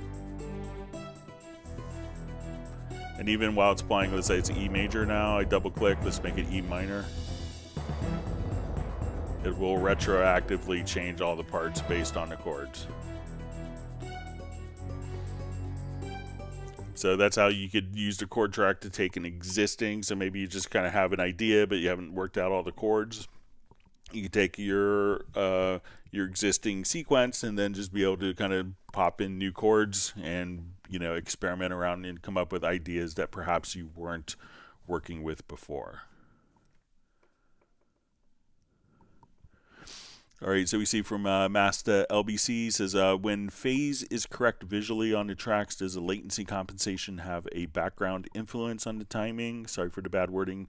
So those are going to be, you know, completely independent of each other. So, you know, figure that the track, you know, is like as you have plugins loaded, you know, the plugins will, you know, and we could think of often the tax, if you will, of a plugin is going to be using, you know, the tax of using kind of a powerful plugin is often increased latency, but, you know, that's going to be independent of the phase. So whenever the track is playing, you know, the latency compensation will make sure that as that track plays back, that the tracks will, compensate for any of the plugin delay latencies.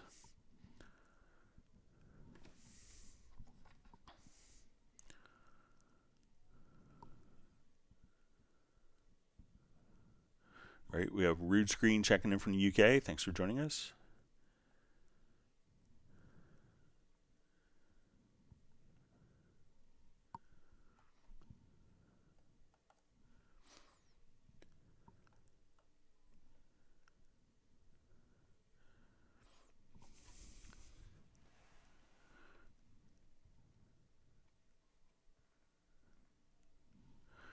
All right.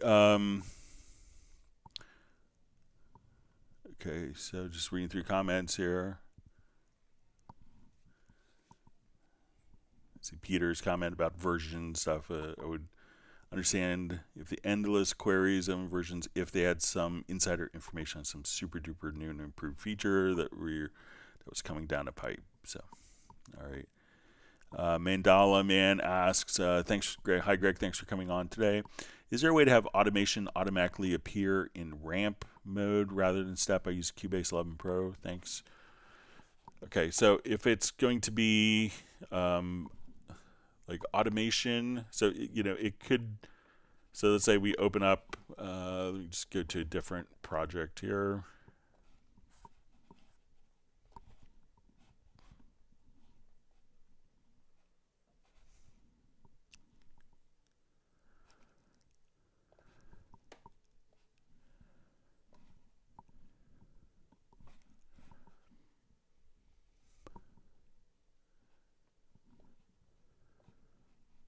Right, so when you draw in automation, it's going to be just kind of freely based in. So I'm not sure if it's like audio automation. If you wanted it to, there's different drawing tools. So if you want it to be a line, you could do stuff like that. Or if you want it to be separate, but there are like specific automation drawing tools.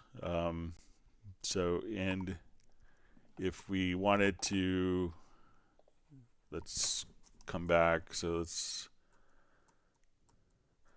now if you wanted it to, like, let's say if we need to do an automation curve, so we'll come over here and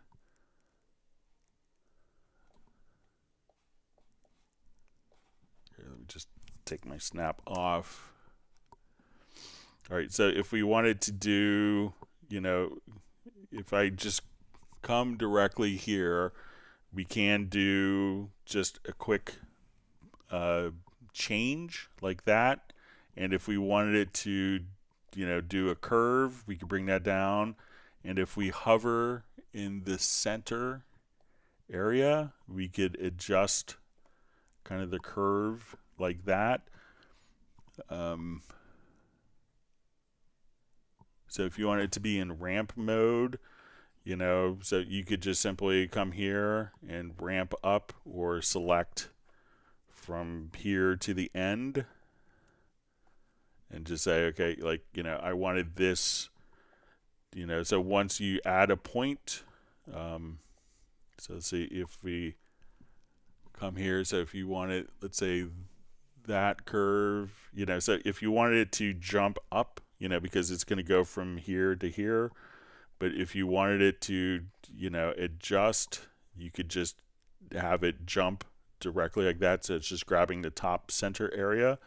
Or if you wanted it to, okay, I want to curve, you could just drag that up and down. Or if you wanted it just to take a particular range and go up or down, you could adjust like that. So let me know if that's helpful in answering your questions there.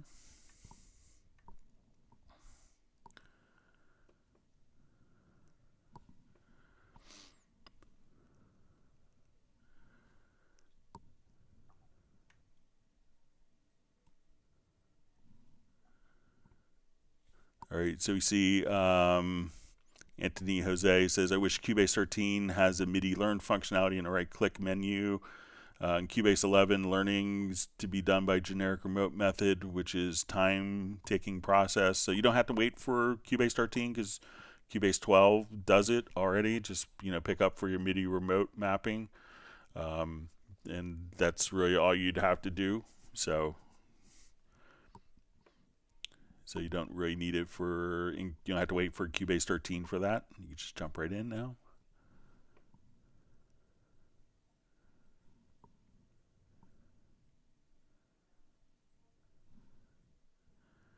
All right, so we have Cashier Media saying hi to everyone. All right, you see Anthony Jose just says, thanks, Greg, for patiently giving me solutions to the questions. You're welcome.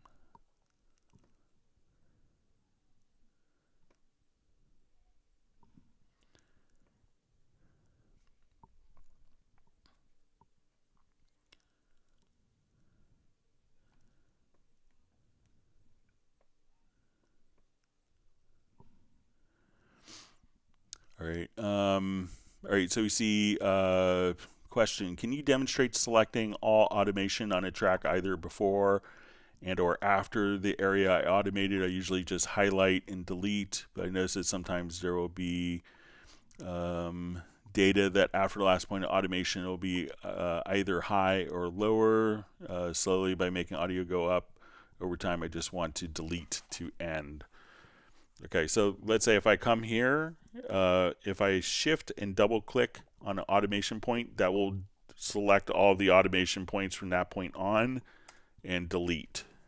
So, if you say, okay, I want to take this point, shift, double click, and then that will select all of the automation points. So let's say if we want to do let's see if we can do this in the Project Logical Editor as well. So let's come to Project Logical Editor. And we may be able to delete automation before the cursor.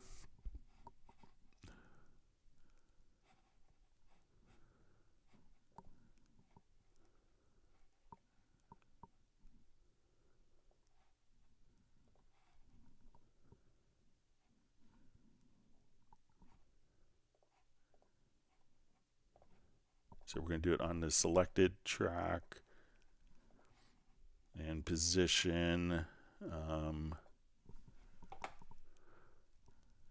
See if we can do it before cursor. Yeah, before cursor.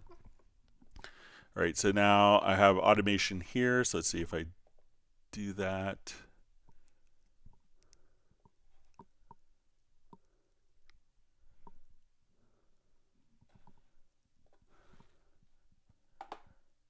All right, so let me just remove that because we don't have it selected.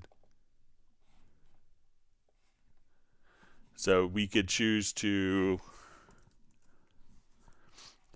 so if I wanted to delete the automation before the cursor, I'll just save this as a preset.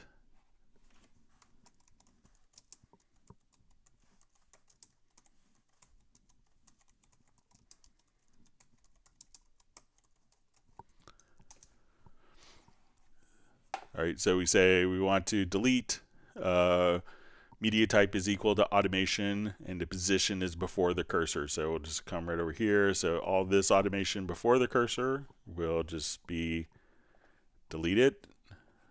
All right, and if we wanted to be after the cursor, we could just come over here and we'll say before cursor, beyond cursor. So hit apply. So now all this automation past that particular point can be deleted like that.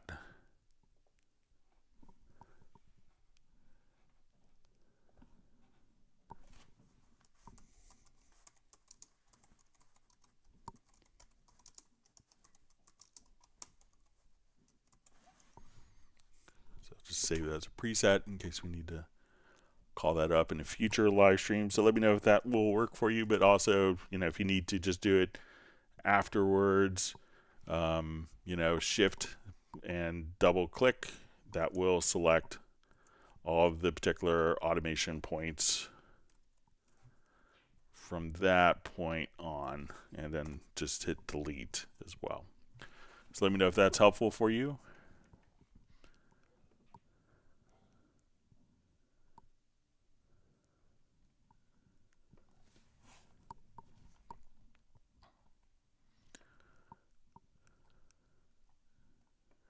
See, lovely piece of music. Hats off to the composer. So it may have been the Bach one. If it was the one I was changing the chords around, it's something I put together real quick for demonstration purposes.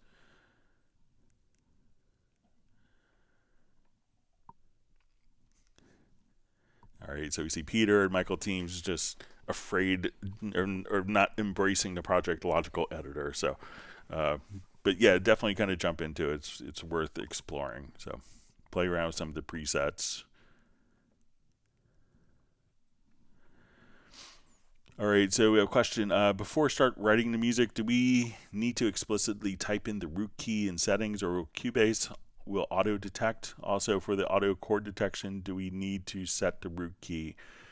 So once you have, so you don't, there's no rule that you have to define the root key. If you do a project that has, and we've done a chord detection on it, that will determine the root key. I'll show you an example of that. So let's say we're playing. Do you recall the day we first met? That was a long, long time ago. So if I take this guitar part and drag it to the chord track. So, and we could see that as we look at our chords. So it's figured out our chords for us, and we see in the lower left-hand corner, whether it's MIDI or audio, that the key is determined. So we're in the key of A major, and if we didn't want to see the key, we could hide that by clicking on this icon right there. So, but there's many people have composed Oscar-winning films in Cubase that probably never defined their key. So it's not a requirement. If you have a good idea of what's going on musically, you probably have an idea of the key, but you don't have to be restricted to a key as well.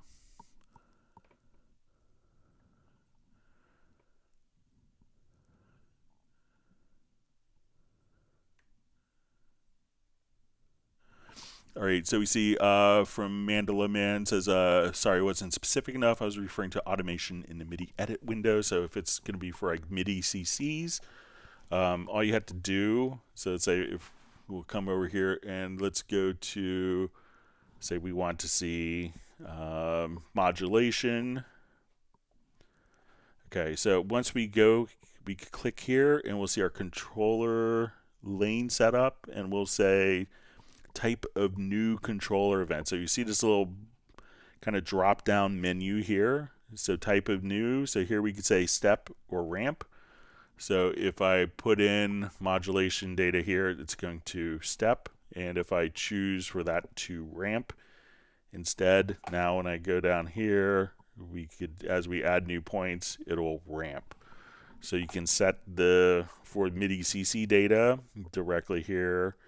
So click on the little drop down menu in the lower left hand corner and say type of new controller lane, step or ramp, and you could just toggle back and forth. And I think there's even a keyboard shortcut that you could use to toggle those two settings.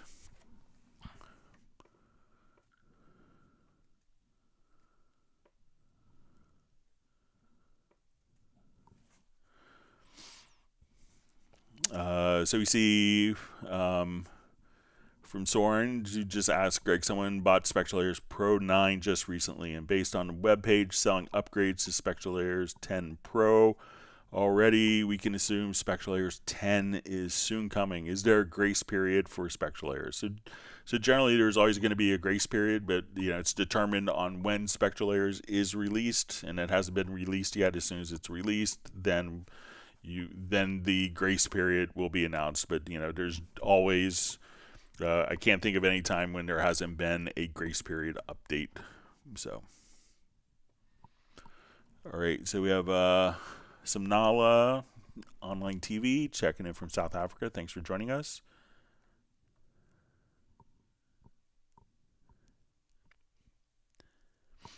All right, so you see Michael Teams just saying, Peter, here he goes. Still don't understand which item to choose in the project logical editor. All right, so we'll break it down for like the automation event. So let's say we have automation.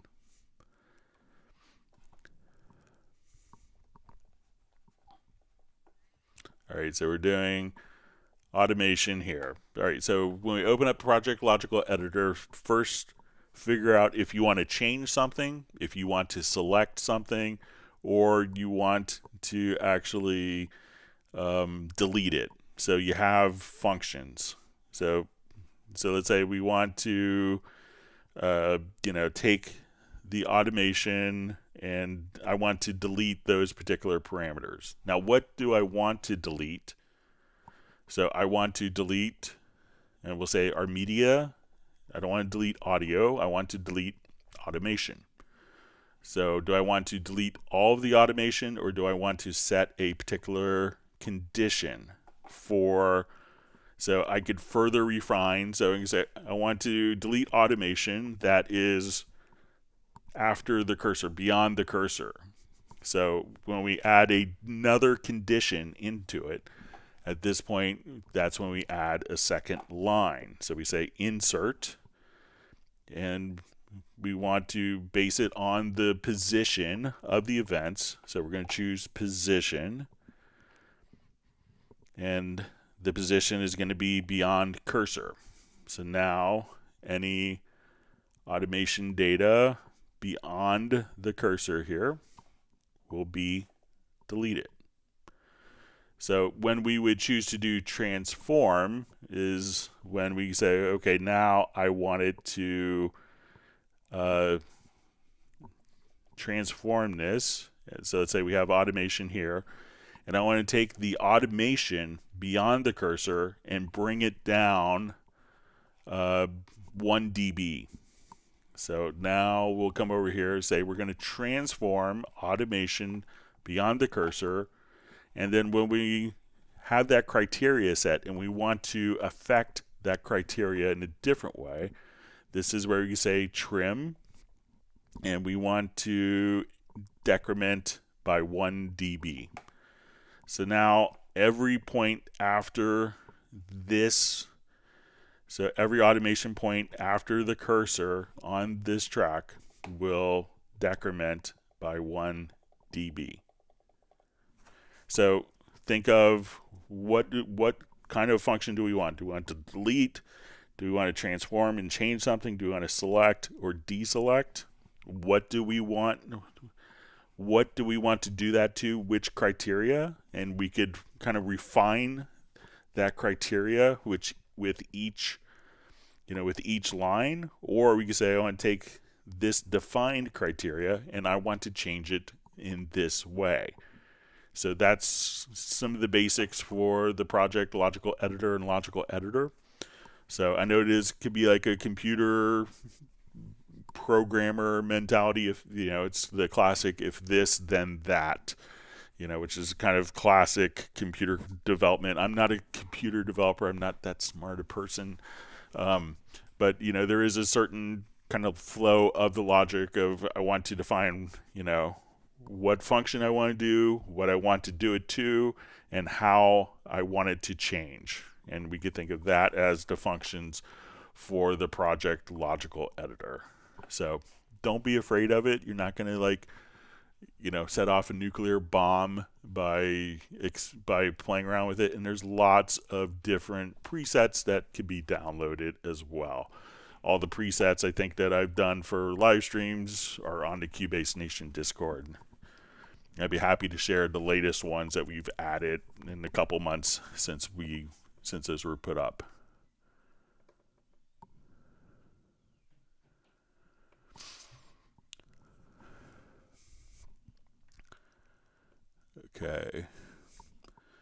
Okay, so we see question from Anthony, how to edit/align 2 tracks while seeing 2 tracks in the same edit window. Can we do the same while one track is having audio and the second track having MIDI simultaneously?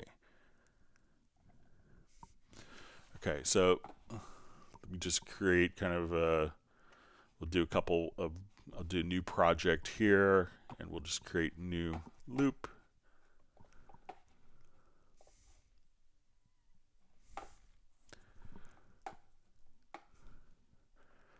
All right, so let's say if we want to do it to audio and MIDI, what you could do is just come over, just drop in.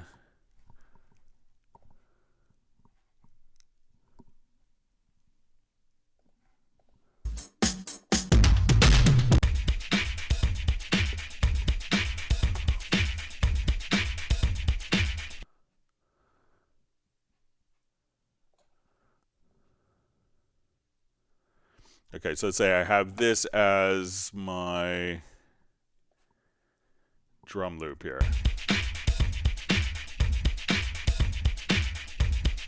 All right, and let's say I just want that to be 2 bars. So I'm gonna come over here and let's just make sure that loops.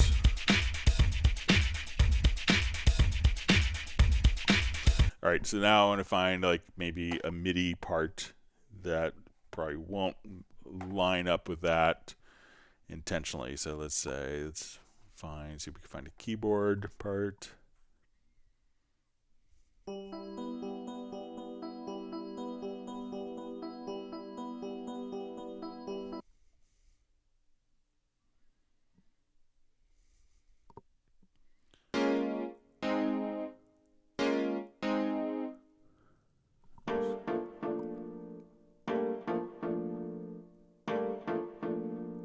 Okay, so I'm going to just drag that in. All right, so let's say we listen to this and hopefully it won't line up too well.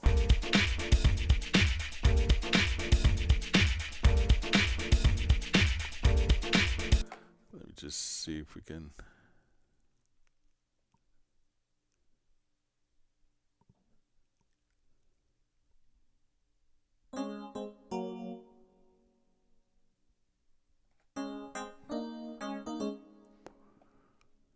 Okay, so let's try this.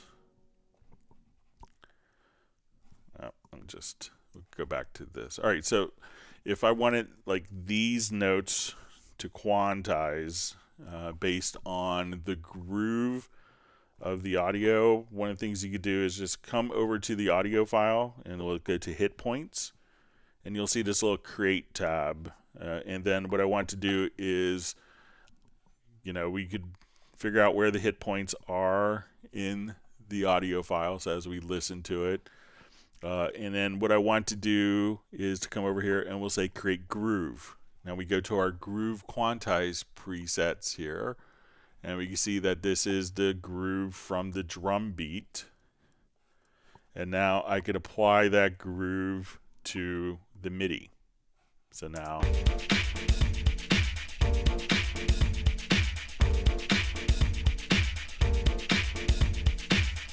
so this way and if you wanted to have the MIDI, have the MIDI be the basis for the quantize for the drums, I drag the MIDI event into my quantize panel. And now I could come over to the drums. We'll make sure that audio warp is turned on. And now I could quantize the drums to match the MIDI performance.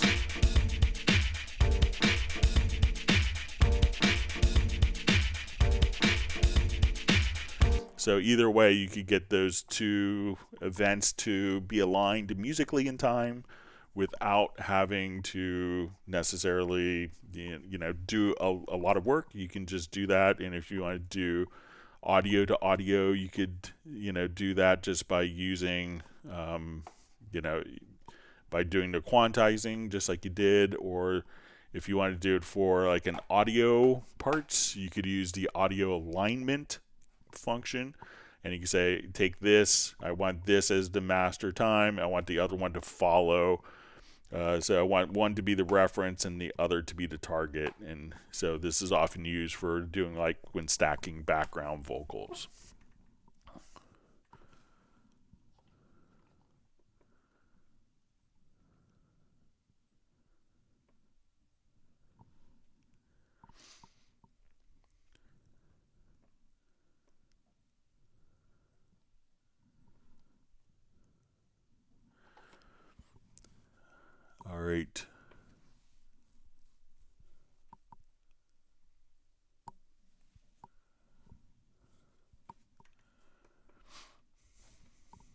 so sorry, let me just find my spot again.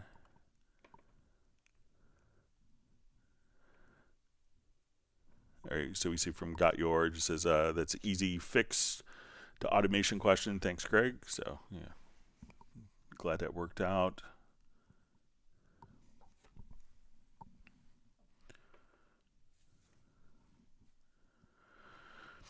All right, so some now online TV asks, hi Greg, after bouncing audio, I know you can get the original from the pool.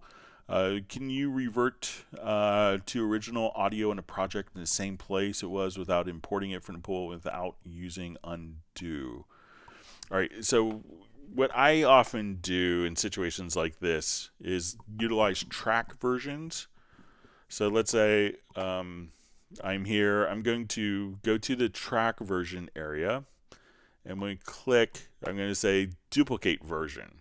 So at this point, I want to, so I'm going to do my bounce selection here. So I'll go to audio, to bounce selection.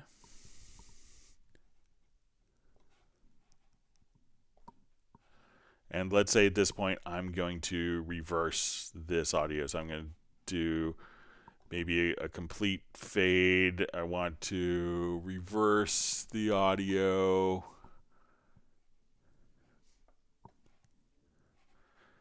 All right, and I want to take this part of the audio and adjust my gain up. So I'll just come to processes. Let's get a gain. All right, so now I've done all of this editing. And when I want to get back to the original file, all I have to do is just switch back to my previous track version. So this way, I don't have to have it go into the pool, drag it back in. I don't have to undo anything. So I often use track versions for, quickly, doing alternate edits. When I do vocal tuning, I will always just duplicate the track. And at this point, so duplicate track, do a bounce selection. So it's a separate, distinct audio file. Do all my vocal tuning, and we could say, okay, I'm going to just rename this, we'll say that this is, tuned vocal, whatever. And that way you could be playing along. Someone's like, oh, I don't like what you did. It's like, oh, let's just come right over here, and we could listen to the original, or we could listen to a copy, and we could just at this point, switch instantly back and forth between the original and all of the edits. So I like to do that. It kind of keeps it nice and clean and organized, and we could have all sorts of different versions. We think of not as just different audio, or different different takes, but we could think of as different edit versions. So, maybe explore that as a workflow, and I think that will work well for you. Let me know if that makes sense.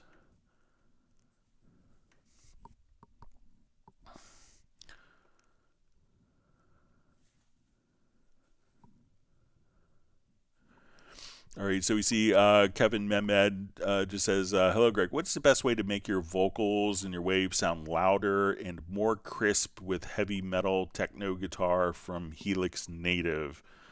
So I don't have, generally, realize that once you're kind of working on a project, let's just take a look. I think I have kind of a hard rock thing with vocals and guitars that we could maybe take a look at. Let's see if I still have it in my, okay, yeah. So let's go here. Courtesy of my good friend Fred Corey, give me this project.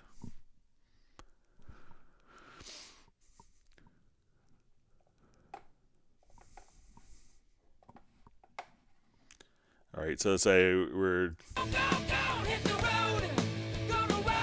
and I'll just make the guitars in this louder. So we'll just come over. We got no control, hit the road, gonna rock, gonna roll, and we go. My snakeskin bag, my leather rags is all I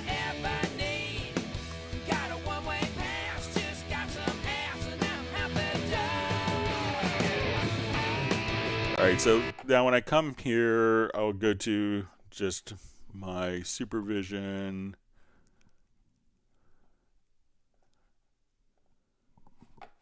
All right, and we'll switch this view down to like a frequency EQ. So I think that, your key that you want to do here is to, when we look at your, let's say we go to our spectrum bar, and I'm going to take the vocal channels,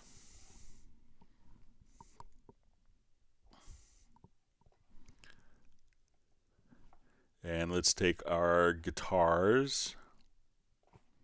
We got one night, we're gonna get it right.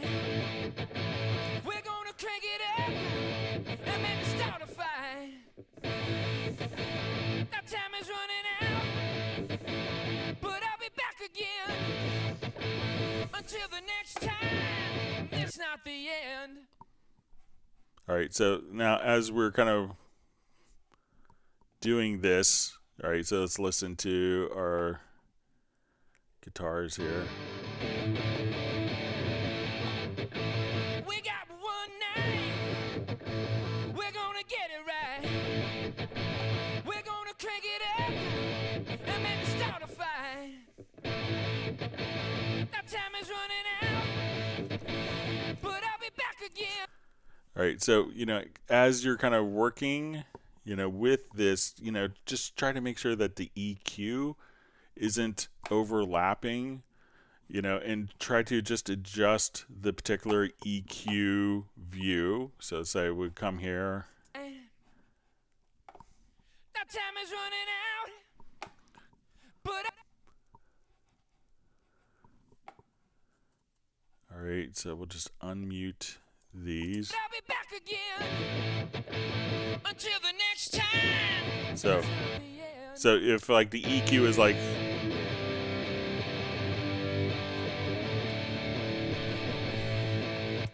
until the next, I'm gonna stick around. But if you're missing me, let it be. so like as you work on stuff like this, just making sure that you have like Let's have a good time. I never promised you I'm gonna stick around. But if you're missing me, let it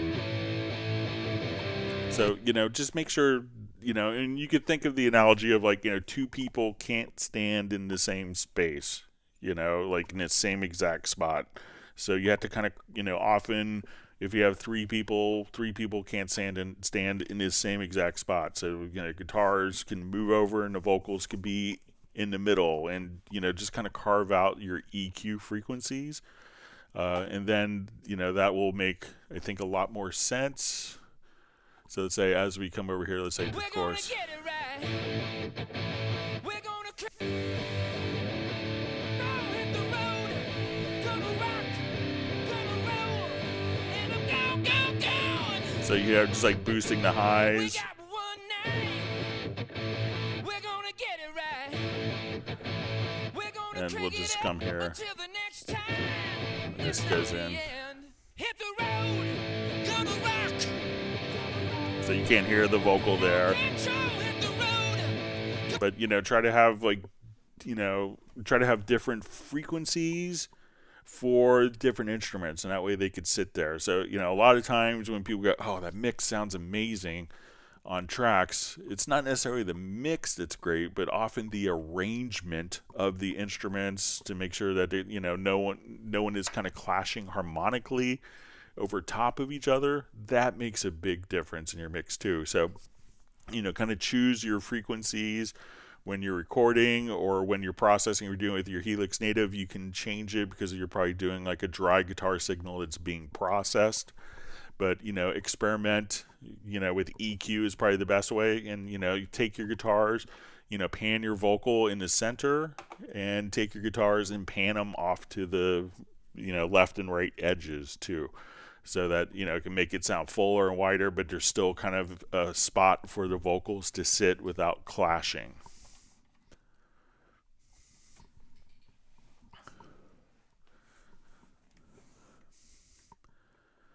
All right, so we have a question from HNL Beats, HNEL Beats. Hey, Greg, I hope you're doing great. How do you keep one or more tracks always at the top like you have in some projects? So if I always wanted a particular track to be on top, we could have what we call a divide track list feature. So you'll see this little icon. So right now I have I could have like a track here for markers on top. So I'm going to make my marker track just a little smaller. So now as I scroll up and down, my marker track is always on top. So what you do is you'll see like this little, so now when I do this, my marker track is on top, but as I scroll down, it disappears. So there's this little icon here called the divide track list, and you could now just click on that, and this way we could have kind of a divided track list. So you say, okay, I want my kick drum to be on top. So now those tracks will often be at top, and you could have other tracks kind of in the lower zone where you could kind of have independent scrolling. So to turn it off, you click on this little slash icon, and then it kind of moves up here to turn it on. And then I think if we come over here, you could take a track and you could click on toggle track list, and that will move that particular track to the top as well if you wanted to. All right, thanks for all the great questions from everyone. All right, so we see the Heartbreak Time Machine just says the project logical editor is insane. So it's pretty cool. All right, we see that Daniela Tocan has to take off. So thanks for joining us today. Glad you're able to make it on our non-standard day.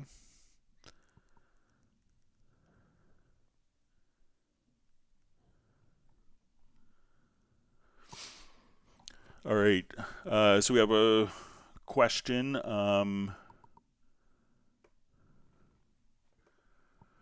It's from Anthony Jose. Just asked, suppose I wrote a MIDI drum programming. Is there an easy way to select only the MIDI notes of one note, i.e. hi-hat notes, F sharp, without the mouse drag and select method? So yeah, we'll show you the trick.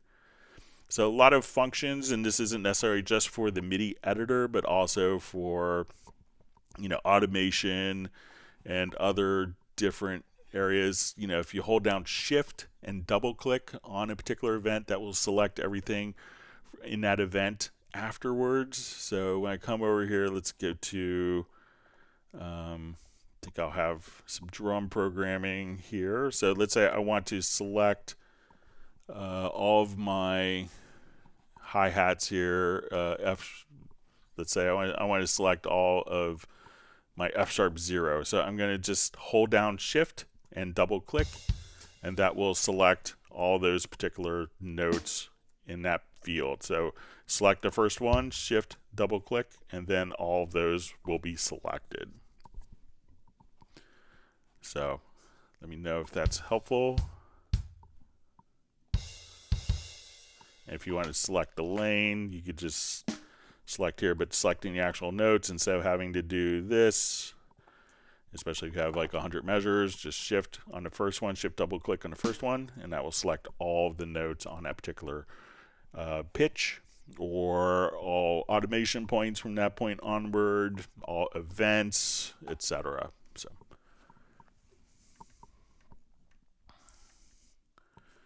So got your just says funny, when I teach people, I always say, you're not going to set off a nuclear war by messing around. This isn't War Games. This isn't War Games movie. Just give it a go. You learn so much by experimenting.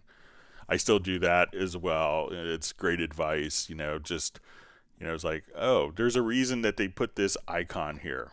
What is that icon intended to do? And, while you're in the window, try to learn something new about the program while you're there. And those little things add up to be very powerful knowledge.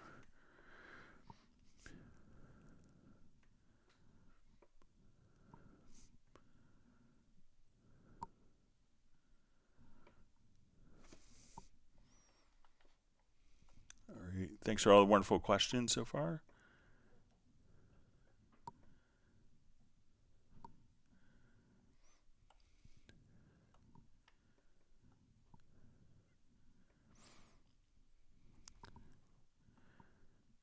right, so we see the Heartbreak Time Machine says some of these streams get so deep into Cubase. That's kind of the point of it is, sometimes we have really simple questions that people don't know, and sometimes we'll have really advanced questions that, everyone knows. So it's really just, everyone has a different level of knowledge. But what may be deep for you now in a month or a week, maybe like, oh, it's so easy. Now I know how to do it. So that's why we try to teach you how to run the program better so you get better results with it.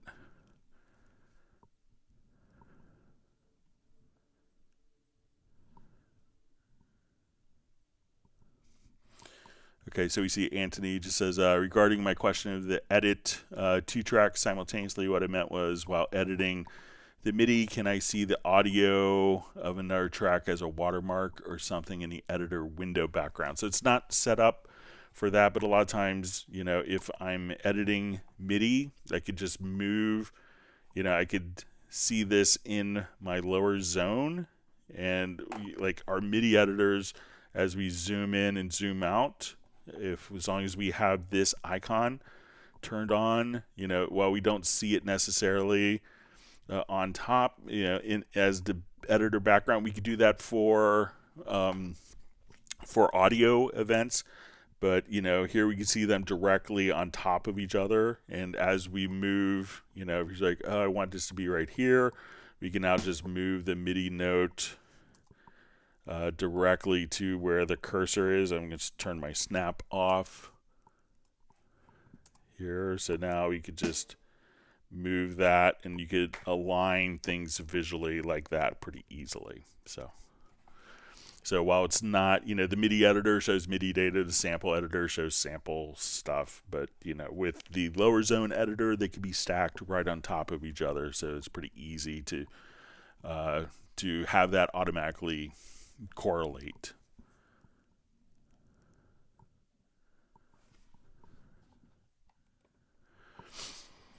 All right, so we see a question. Do you know how to make the SSL UF1 follow a track that is selected by your mouse in Cubase? Are you aware of this problem? So I'm not aware of the problem. I haven't experimented with UF1 at all from SSL. So, I mean, usually most, we have a CC121, which is kind of similar ideas, like one of the first ones of that mindset, and it will automatically follow whatever track is selected, and usually one stream, like one fader boxes, kind of do that automatically.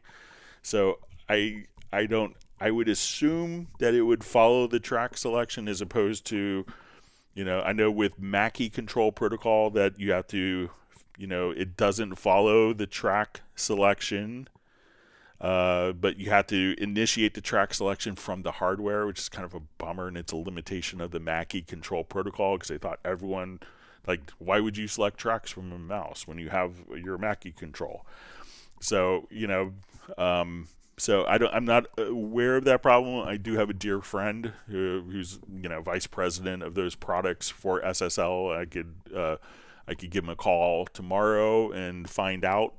But usually most single channel devices will just automatically follow the selected track. But I haven't had any firsthand hands-on experience with it. So sorry about that, but I could find out if you want to send me an email as a brain cramp reminder for next Tuesday's live stream. If you send me an email and I know the answer, I could respond via email as well. And you could send that to clubcubase@steinberg.de. All right, wonderful to see Nick on the live stream. He's late, but he has whacked the like button, so that's his punishment for being late.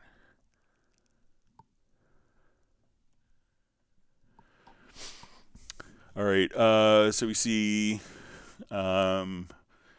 question from Vishnu from India, Cubase 12 Pro user. Do you recommend VariAudio or Melodyne for vocal correction?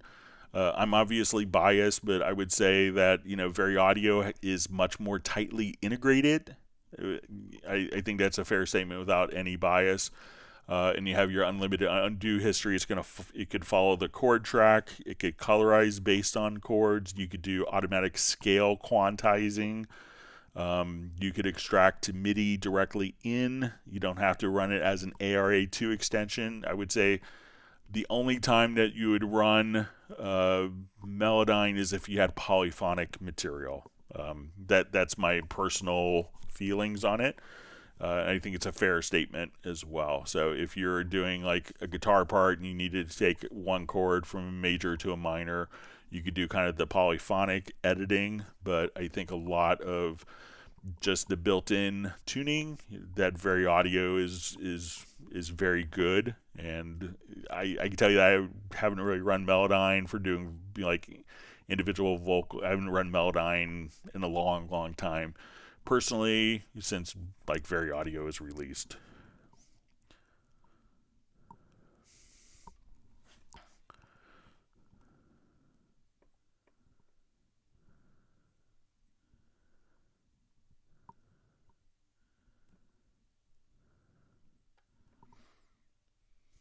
All right, wonderful to see Roger on. Thanks for joining us.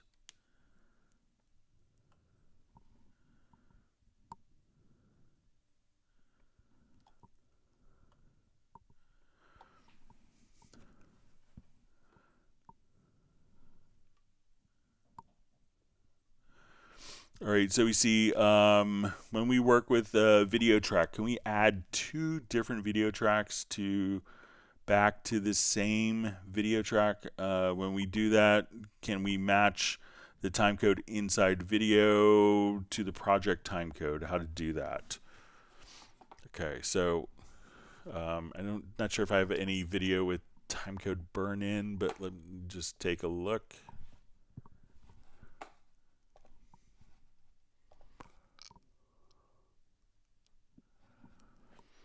Okay, so we could have two different video tracks. So let's go ahead and just import video file.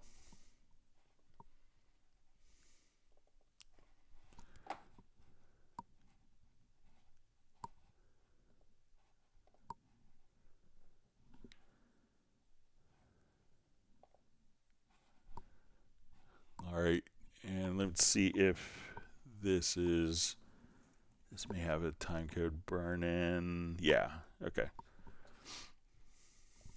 All right, so I'm not sure. Okay, so let's say that my video starts here. Okay, so we see timecode burn in here.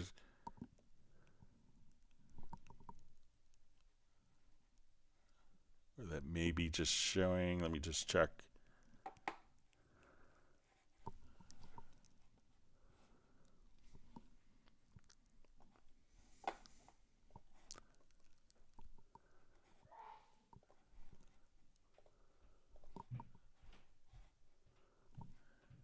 Yeah, so there's no timecode burn in, but let me just import the video file again here. Okay, so let's say at this point we have, I'll do just a quick edit on this video. So, we can do some very rudimentary edits. So let's say we have our two different video tracks here. So again, we could just have the two different video tracks. Says when we do that, can we match the timecode inside the video to the project timecode? So as soon as you, let's say if this said 40 seconds to like we'll switch to frames. So we're going to just simply switch to timecode here. Okay, so let's say our video window is at our video time code that we see on the very first frame is 40 seconds. And we can see that we're at 40 seconds here. So if we go to the project menu, we could say set time code at cursor.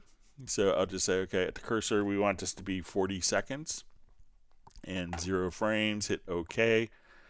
And it'll ask us, you modified the timecode offset. Do you want to keep the project content at its current timecode positions? I'm going to say no.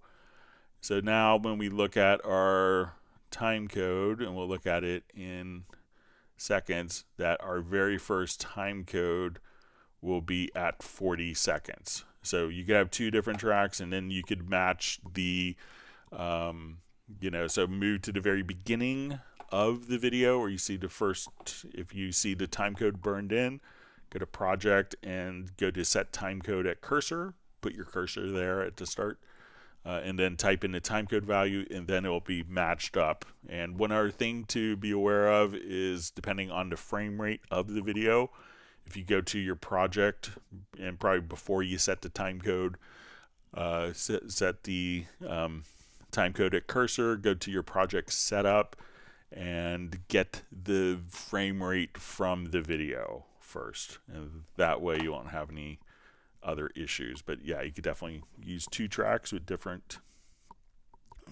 two different videos, different edits on them.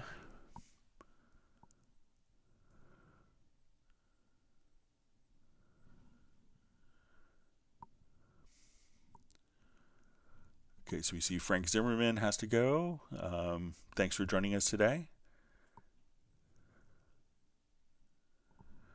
All right, so Anthony Jose says your shortcut to select the MIDI note using Shift plus double click was very useful. Thanks a ton. So that's great. Yeah, once you learn these little things, you get to be a power Cubase user, which is what I want all of you to become.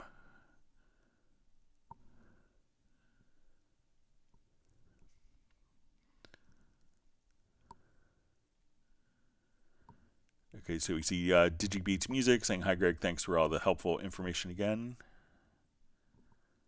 You're welcome. Glad to help.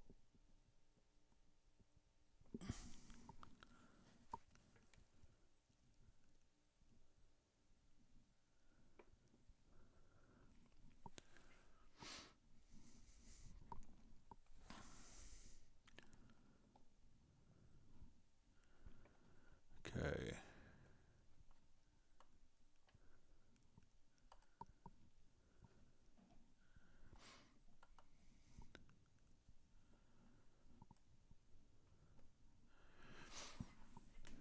All right, so we have a question from Roger. I see, hi Greg, I know how to add drum samples to Groove Agent, then I like to analyze a groove, and Cubase should create a MIDI track out of it, and the MIDI should correspond to Groove Agent. It's possible.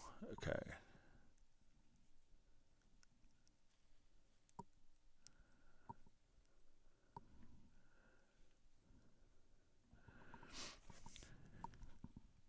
Okay, so I'm just seeing, just reading through this again. So I know how to add drum samples to Groove Agent. Then I like to analyze an audio groove, and Cubase should create a MIDI track out of it, and the MIDI should correspond to Groove Agent. It's possible. So yeah, let me just show you.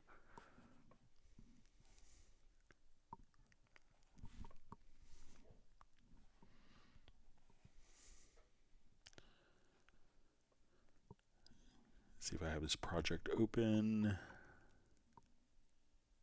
No.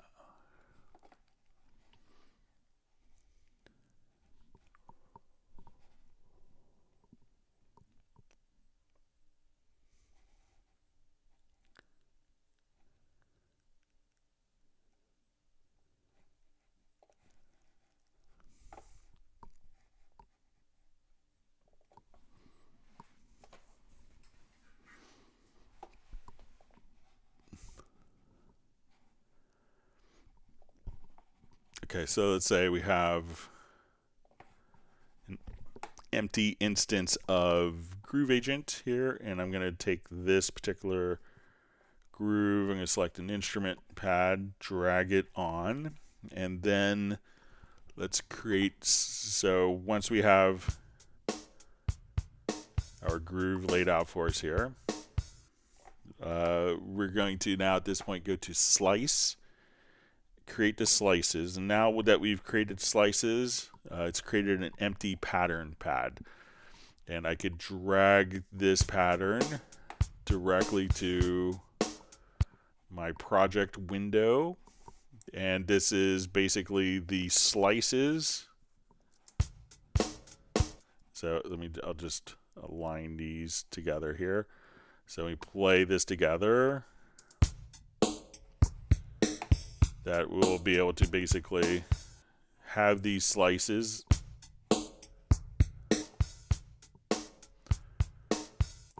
All right, and once we've have this as MIDI information, at that point we could go to our Quantize panel and just drag that MIDI into the Quantize panel, and then you could have that particular groove. So let me know if that's what you want to do, Roger, if that makes sense or if I'm misunderstanding. All right, Michael Teams wants everyone to whack the like button, and that enables us to continue to do the live streams for everyone. So if you find it a helpful service, that would be great to hit the like button and subscribe if you haven't done that.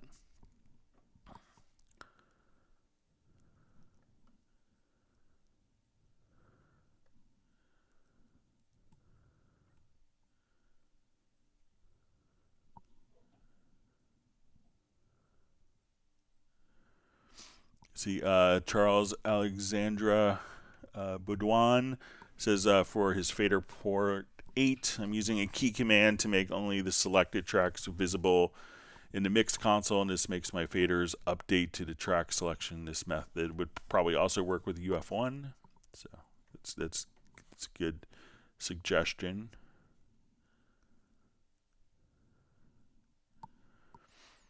Let's see, Indian Classical says, you see Vishnu just saying you can really check out songs by A.R. Rahman. Those are really great. So one of my good friends, Kevin Doucette, does a lot of work with A.R. Rahman. So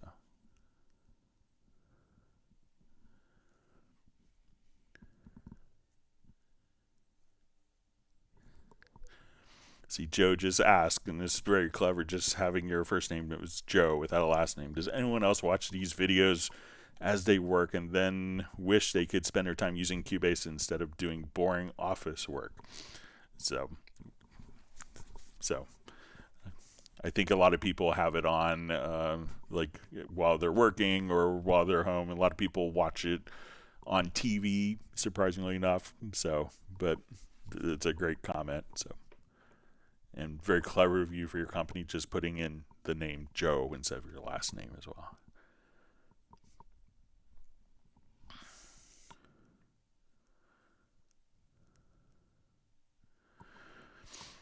All right, so we see from Kevin Mehmed, Spectral layers, the same Wavelab 11, Cubase 12. I only have featured version. Both, please explain the differences. How do you master vocals? Are Jones, Spectral layers, and Wavelab 11. So, I mean, generally you don't, mastering is often kind of like the last process of a mixed project. So you don't necessarily have to think of vocals as being mastered because you'd want the song generally to be mastered, but just when you're doing, when you're working on vocals, just make sure that they have, like space in kind of the panning spectrum, so if you have everything panned in the center, everything is fighting with each other.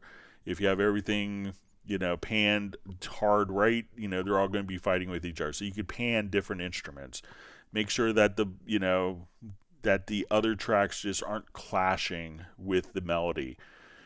So a lot of times, great guitar parts, and why there's so many great singers and guitarists is because they learn how to accompany themselves, and they know that their guitar parts that they're playing complements with the vocal that they're singing, and a lot of people just learn that the hard way by making a lot of mistakes.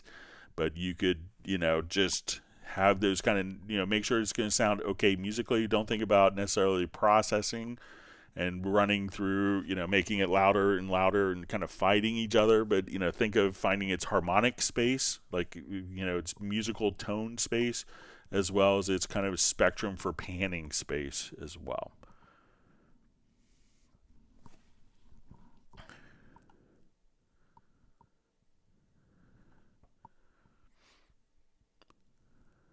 All right, wonderful to see Benny from Sweden on. All right, so the Heartbreak Time Machine just says power Cubase user powers activate. So see, the Heartbreak Time Machine just says these streams have been critical to my development and hourly rate. So that's great. We're glad you're able to make more money as a result of the streams.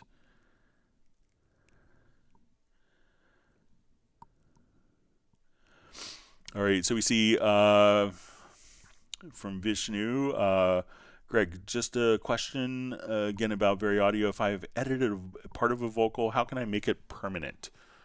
All right, so let me just go to different project.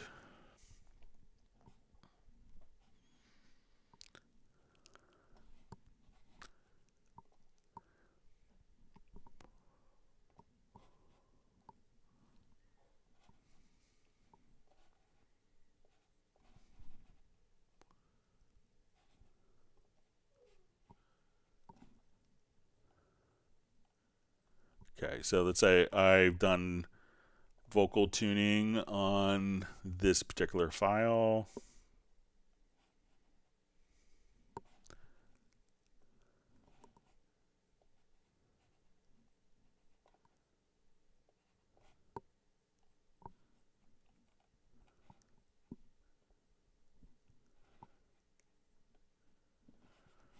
All right, so just to show this, we'll just come over here. We'll get to our VariAudio. All right, so once, let's say I take this whole phrase and I want to do just a quick tuning, and I wanted that to be, so right now as the track plays back, it's going to do all these subtle changes as was directed to by the VariAudio edits. And then if we wanted to make these kind of more pertinent and we want to save these, at this point, all you'd have to do, when we go to functions, let's see if you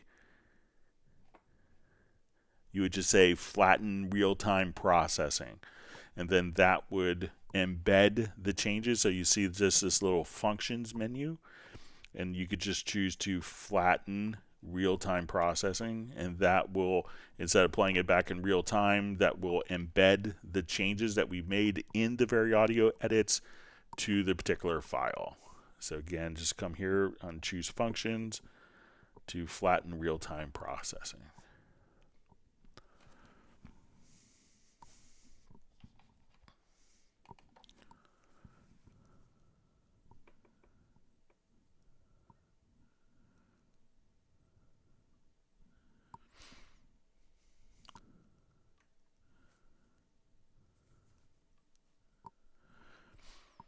All right, so we see a question from Anthony Jose, who asks, is there any recommendations from your long time experience on which systems Cubase 12 Pro works much better? Windows 11 plus Intel CPU, Windows 10 plus AMD CPU for the same specs. Some forums say that Intel CPU Cubase struggles. I found that Cubase works really well on pretty much all of the operate all of the different processors. So the Apple Silicon, like the M1 M2 processors, Cubase is really well optimized. I was having lunch with Mark Wary recently, who's Hans Zimmer's tech guru, and we were lucky enough to catch lunch with him after the NAMM show in Santa Monica, and he thought it was funny that Apple was showing Cubase to show the performance capabilities of the Apple Silicon processors as opposed to their own program. Also, I think the one thing to be aware of, to be leery of, that I would avoid, I'm not sure if there's any significant advantages to Windows 10 over, or Windows 11 over Windows 10. It's probably just kind of, while maybe some other functions, I don't think you're going to get any benefits from going to Windows 11 over Windows 10. I think either can work well when optimized. Try to, if you have like an NVIDIA gaming card, there's two different modes, like a gaming mode and a studio mode. Make sure you go to studio mode. I think the Intel processors that do the speed step, which I think is kind of like a hybrid approach of some processors are running slower and some processors are running faster. I'm not sure if that is completely optimized for kind of audio performance, and I don't think it's completely optimized at the operating system levels to get the most out of that. So that could be problematic. That would be the one thing I would avoid. But I think other systems, it's a great time because you get so much power with your systems. I know Jazz Dude does a lot of hardware stuff, and he's a big fan of the Ryzen, which a lot of people love. I used to have like an AMD going back to their Opteron computers. My current computer that I'm using for my personal studio is like just an Intel i9, kind of before all the speed stepping with 64 gigs of RAM, and it runs great. The computer I'm running on now is an M1 MacBook Pro with 64 gigs of RAM. I don't see I haven't pushed it super hard, but they both run really fast and super responsive, and I could do all the projects I need to in either of those systems. So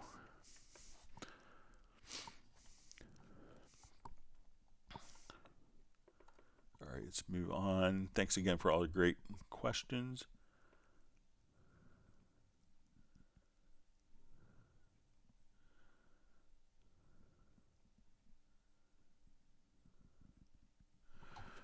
All right, so we see, I have a cool question. I want to know if they'll ever come out when we can use Wavelab 11, Cubase 12 at once, more mastering wave stuff. You could use both programs simultaneously. So if I wanted to take, just a bit of, let's say I have an audio mix down, I'll just come over here. Let's do just a small edit here. We'll show you how you could go back and forth between the two programs and maintain kind of the files and update them. So we go to import audio file, just say, okay, let's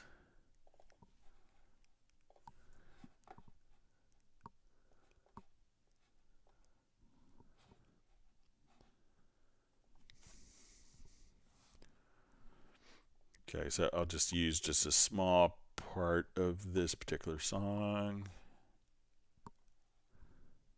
just for demonstration purposes. All right, so let's say we have. All right, so I'm going to take this, and I'm just going to bounce selection here real quick.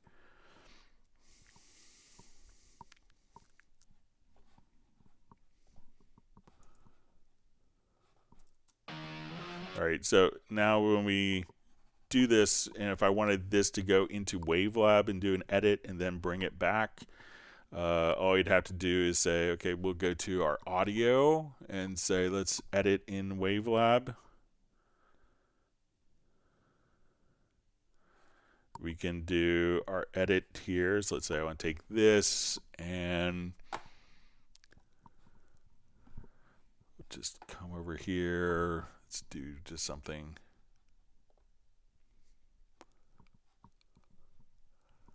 Let's reverse the audio and do a fade out. All right, so now once we've done our particular edits here, we can choose to we see this trigger Cubase Nuendo update.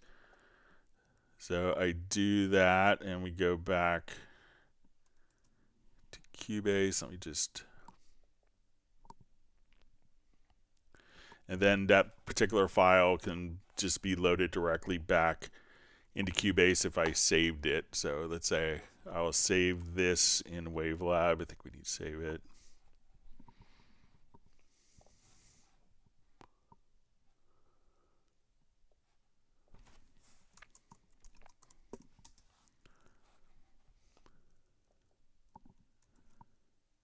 So we can see our fade out and reverse were just applied right there. So the two can work together in concert with, with each other, and I think it makes kind of sense for the particular workflows.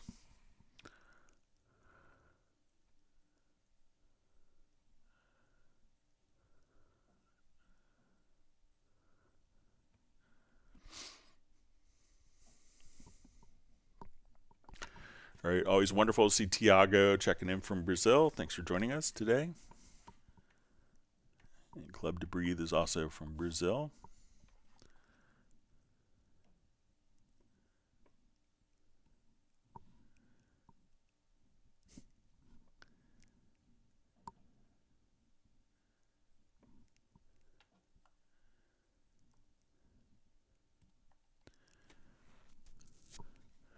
See Joe just commenting, just have to catch these live streams and play them in the background as I work. Then I can start my music sessions after I'm finished.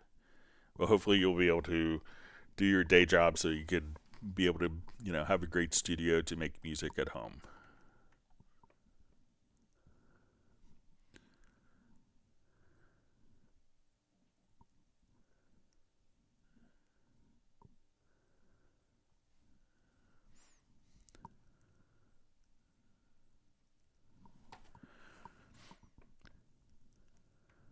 All right, we see that Vishnu has to take off, so thanks for joining us.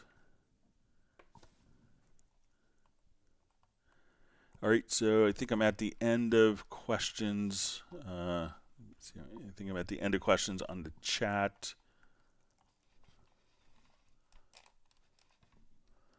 Let me see if we get my...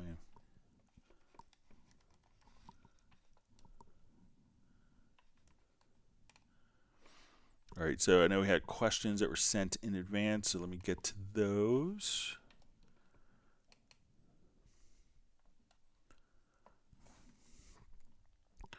All right, so we had a question dealing with, let's say, just a note expression. So the question is, how to set the note expression editor to snap to pitch when doing tuning.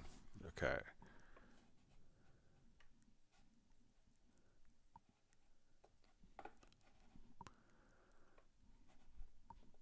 Okay, so let's say as we come here, we'll just solo this particular note.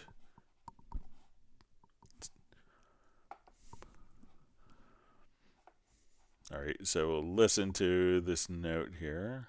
All right, so just we'll have a single note.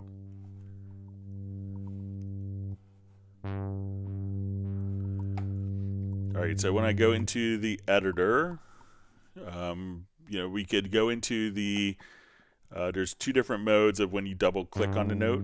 So one will be, it could open the note expression editor when this is highlighted, or if it's not highlighted, you double click, you could delete the note. So I'm going to come and let's go into our note expression. And a lot of times I'm going to select in the note expression area tuning. So a lot of times when people now want to draw in tuning, we could say, okay, I want to take this and take this one note, even though, let's say if it's played within a chord, we'll show the note expression data.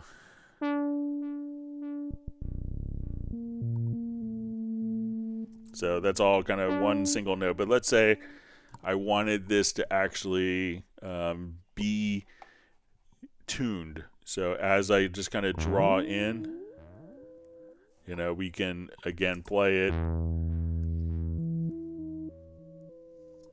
So that's all one single note, and if we had a chord, we could go back and forth and have that individually on each note. But if we wanted this to, as we enter in, we could do kind of a static value one-shot mode. But we don't necessarily see what the actual pitch is. So if you click on the left center icon, we could now just kind of draw in particular pitches. And as I go up or down, if we look in the lower left-hand corner here, once this is on and we're adjusting tuning, we could move this value by semitone. So if I say, okay, at this point, I want to take off one-shot mode, so that we could put a change in. All right, so we can say, I'm going to select that particular change. And if I wanted to adjust that note so that it'll be like a closer interval, I could just move this down, and this is going to snap And as we look here on the lower right-hand corner, we can see that that's going to snap based on particular values. So let's say I wanted to go up to particular values. I could say, now I could also just select it and say, okay, I want it, the value here to be 3. So that and if we wanted to make this larger visually, I could just drag down the bottom. And let's say I just want to put in, at this point, another node. So let's make this, let's say we'll do 7. And when we're here, I want to make this 12. So you could actually just kind of put in, you could snap so that we could just say, okay.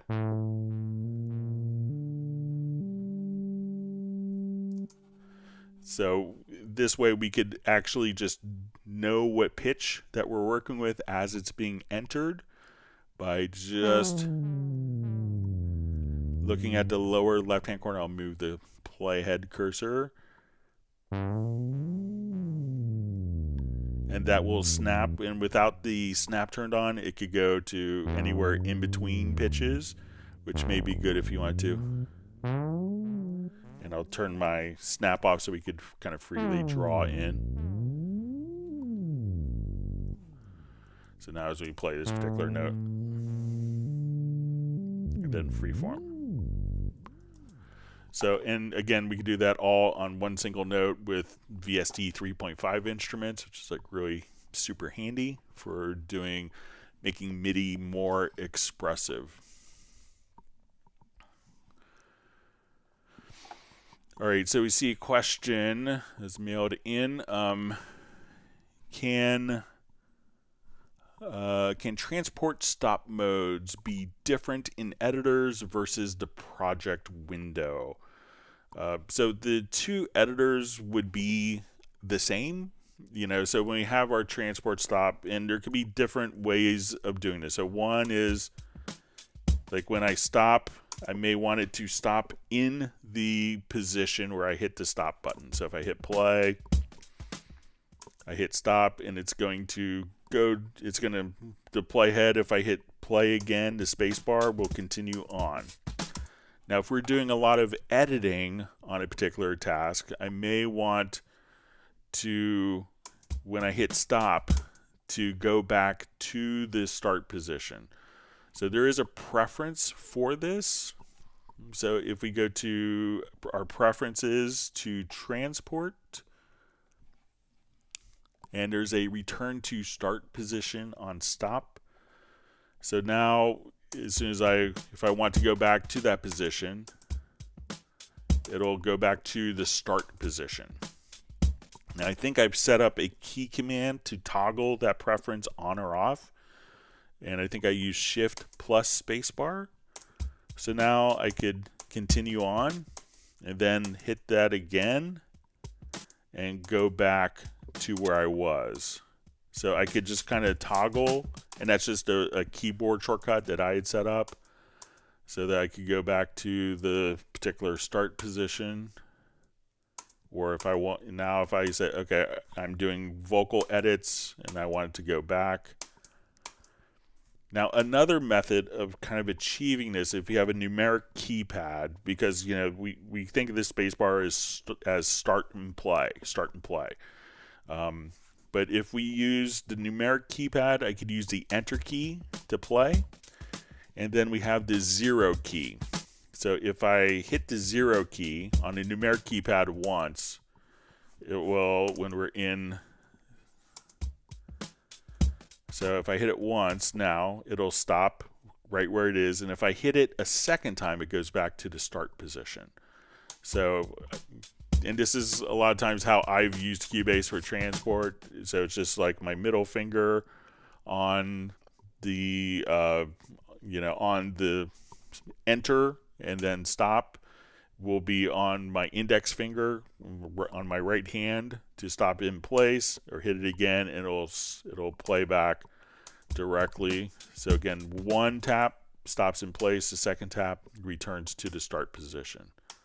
So play, stop in place, hit 0 twice, it goes back to the start position. So that's another method and a kind of a great technique that gives a lot of flexibility.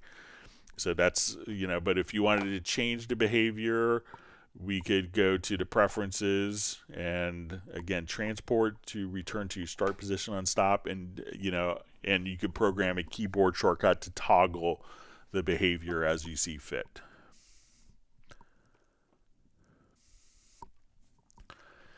All right, here's kind of interesting question. I think this was dealing with some medical research.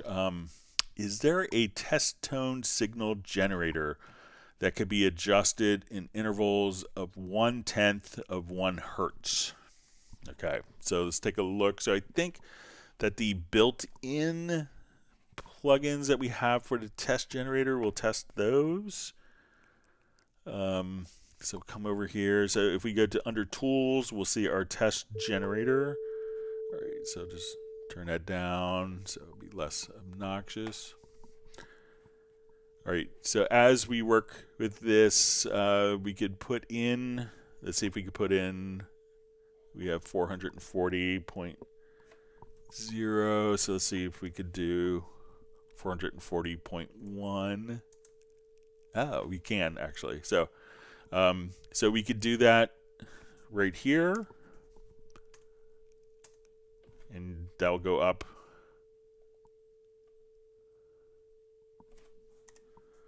1/10 of 1 hertz. So we could do it directly right there. So that's a way of being able to generate 1/10 of 1 hertz right there. So you could just change the signal tone generator.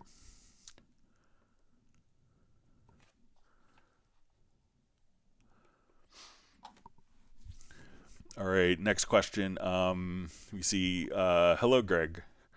Thanks for all your helpful tips. I use the arranger track a lot. Is there a way to record in every segment of an arranger live rather than just a one where you started recording, so you can record through the full arrangement song? Much better to get into the feel of music. This will be ahead of flattening the arrangement. I have Cubase 12 Pro on Windows 10. Many thanks. All right, so if you're not familiar with the arranger track, this allows us to kind of do non-linear arranging. So if we open this up,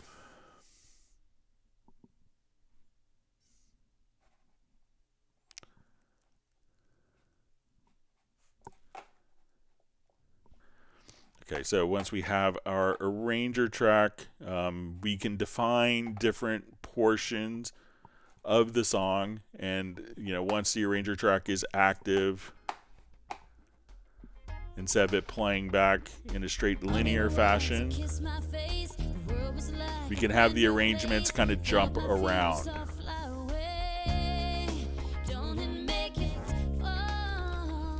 Now the question is if you wanted to record while it's playing in a non-linear mode. I don't think it does that. I'm pretty sure it doesn't. That's going to be kind of tied to the mode here. So let's say as we put this into record, and I'll just jump back.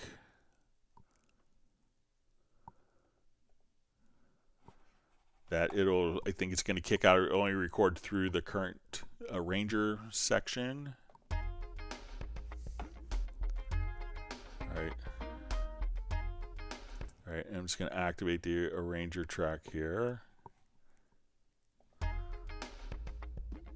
think it will pop out of record.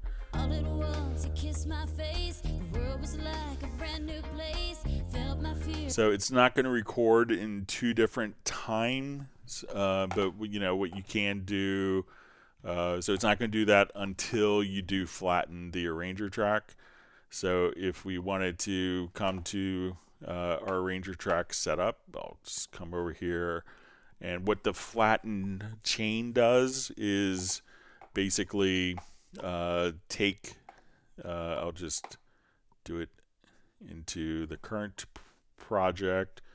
So once we choose to flatten a chain, it'll take this particular project and turn our non-linear project into a linear project that we could have access to. Then you could do it. So unfortunately, it's just kind of, when we do that, there's not going to be two different timelines functioning independently. So sorry about that, but I'll pass it along.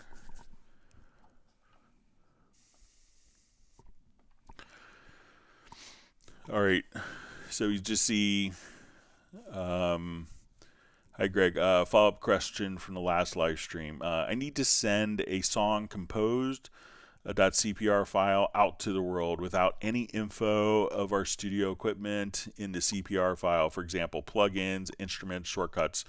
The song is made from Cubase factory instrument and plugin, i.e. I don't want to expose my studio library of plugins and instruments and shortcuts, etc.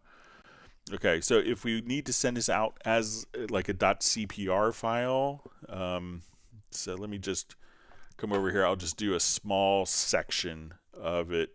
So what I would do is say, okay, I want to just grab my range tool here, and I want to take just this part and export all of my tracks. So I'll just say, let's take this part, and I want to, so I have audio, virtual instruments, and I don't want anyone to know the secret sauce that I use to create these particular events. So at this point, I would come over and go to export audio mixdown.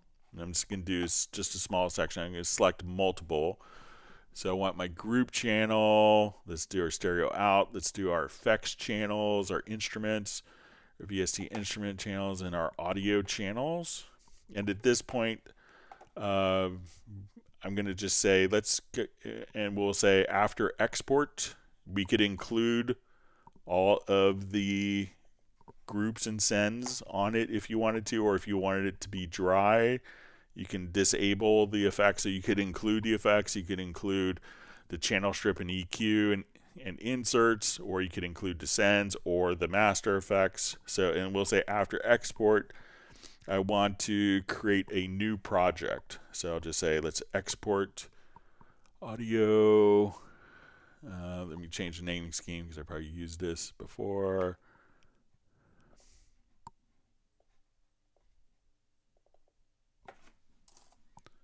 Okay.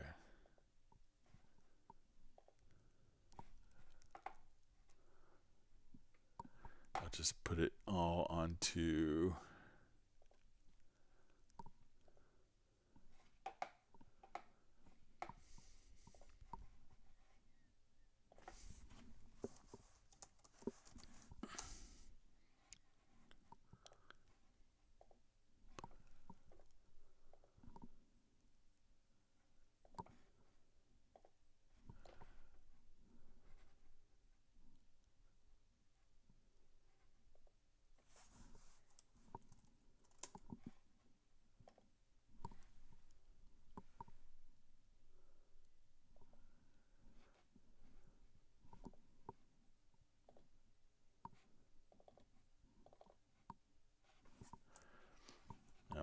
sorry about that. All right, let's just reopen here real quick. Show in a different project here real quick. Sorry about that.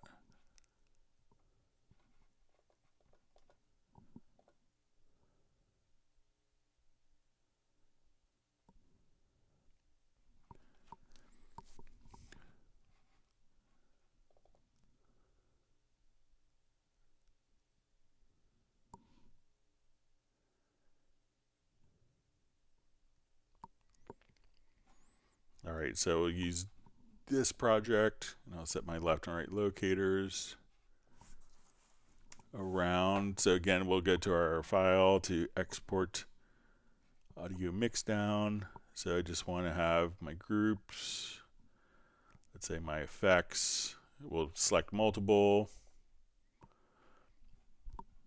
So at this point, we could just have it rendered all as audio.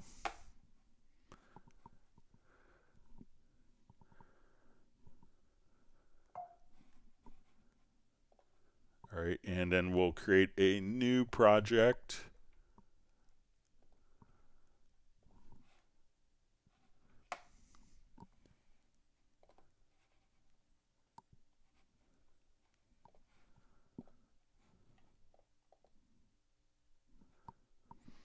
All right, and now as we do this, we'll take kind of everything that we've used so we can include or exclude the effects.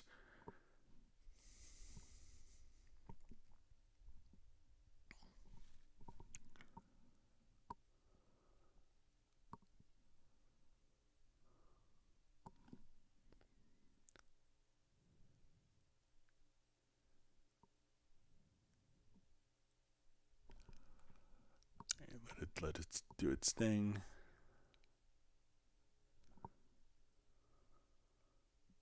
And we see that I have files that are kind of coming in and out, punched in, punched out here throughout.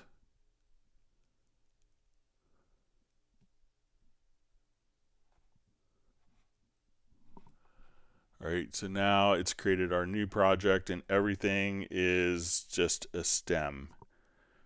So every single thing that, so we have our different mixdown files, our delay is all kind of rendered independently.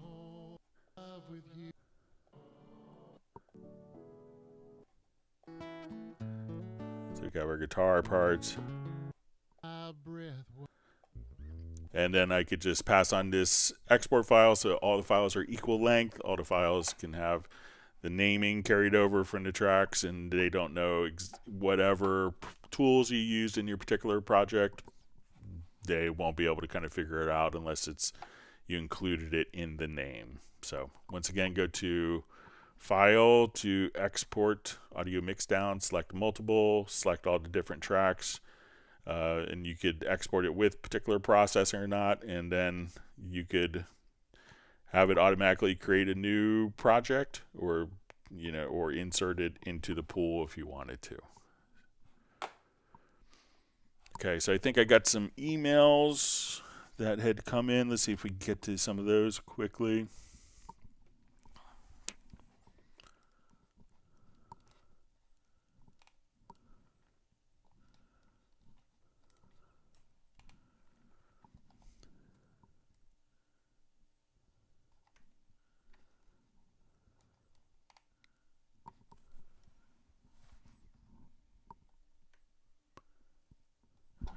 All right, so I just see an email about the default click track, and I guess this is,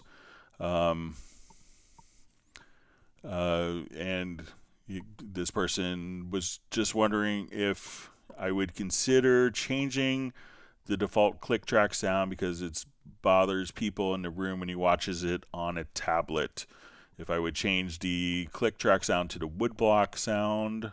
So if you're watching the live stream, let me let me know if you want me to change the click track sound. I use the default click track sound because it's what most people recognize. I'll try to keep the click track sound the volume down a bit if it's annoying, but let me know if people, we can take an informal poll of opinions if people want me to not use the default click track sound.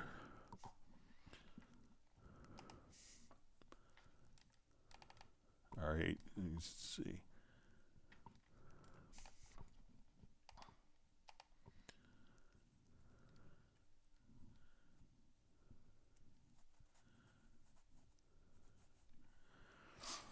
All right, so we see Dash Glitch, a former Cubase YouTuber, switched to Bitwig, made quite an elaborate video about the pros and cons of both DAWs, and he provided a link. Do you have any idea why Dash runs into these MIDI issues? And then sent a link. So I think I may have seen this video earlier.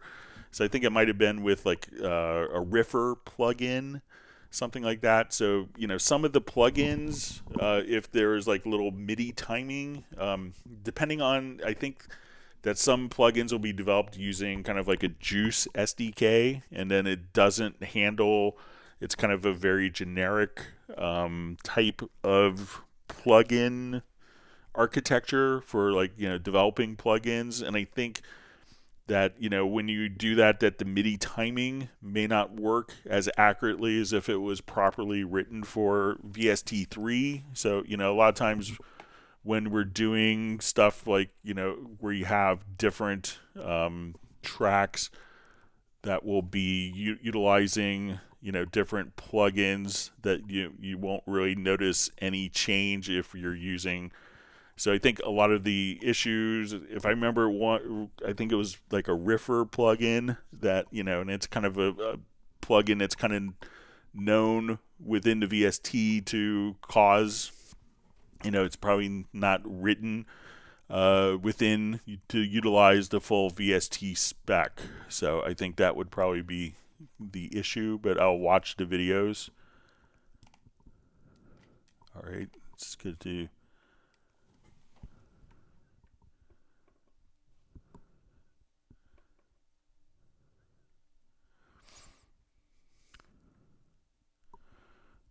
Okay, so we see from the appeared one, I think we covered this earlier, is there a way to apply the VST or process of a selection made with the selection tool and have the changes instantly rendered? For example, say I just want to load RxD click on a vocal clip and only at a specific location. Could I just have it on a track, select it where I want it, render it at that location, and have it gone everywhere else? So, as we do this, if we wanted to apply a particular plugin, it's like really all you have to do is select it. And if you just go to, if you have F7 open, so, one of the things that you can do is if you have, let's say, your offline process open. So say we have this particular project activated.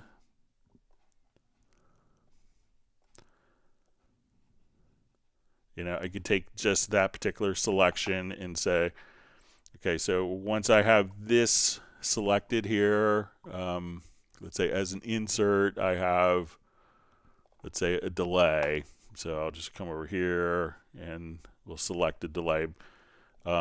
So if we have this window open, and I'll just leave that always on top, I could drag, let's drag that to, to our plugin window. So, one, we could just choose to drag right in, and then it's processed to the file just like that. So whatever is selected, I can say, oh, I want that delay to be on that section. I want that delay to be on that section. Now you could also save this as a favorite.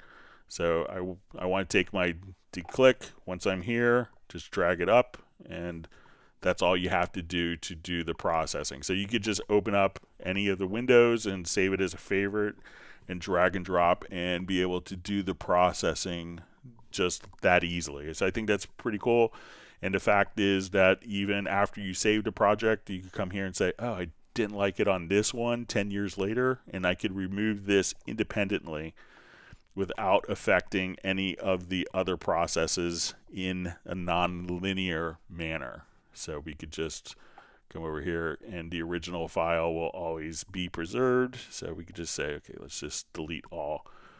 So, once you have this particular setup, just come here and say, okay, this is the plugin that I want, or you can just temporarily save it and just say, okay, we're going to process this.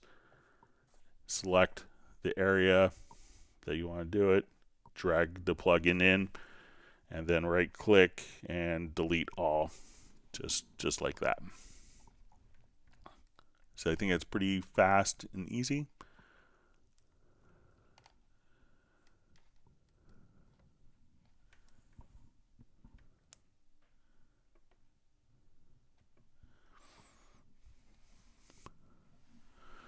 All right, see, just got an email from Frank Philippetti, so we're going to get together over the weekend. He's visiting his daughter in Washington, D.C., a wonderful engineer.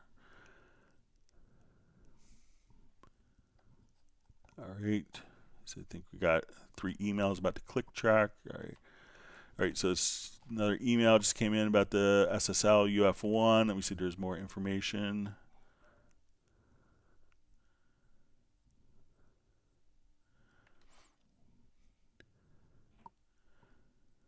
Okay, so I will go ahead and so I'll go ahead and check with my friend on the UF1 issue. I'll reach out to him after probably tomorrow and check with him. It's always good to catch up with my friend. All right, let's jump back to our live questions. Thanks for all the great questions from everyone.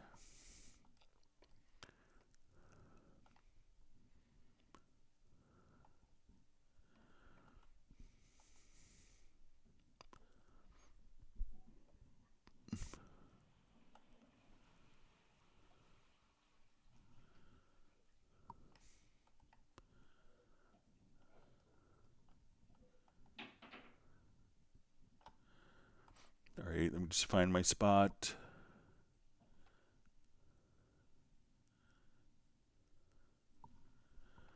Okay.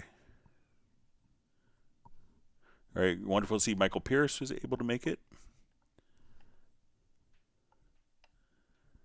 Yeah, see, you forgot about the date change. So it's only going to be for this 1 week. But I appreciate everyone being accommodating and moving that so I could have a good day with my son tomorrow afternoon.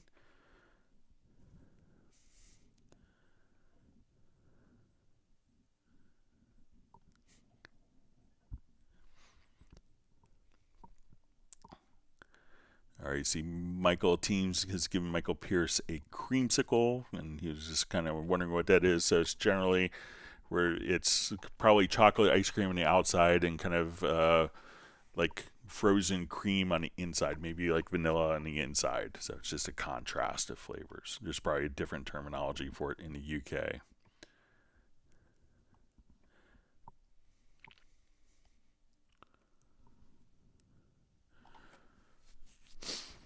All right, so we see question. Hi, is there any way to change which MIDI controller lanes are open when going into the MIDI editor? It takes a long time to constantly switch to ones I use most often. Okay, so all you have to do with that is once you're here is, so let's say if you have a number of controllers that are visible and that we access here.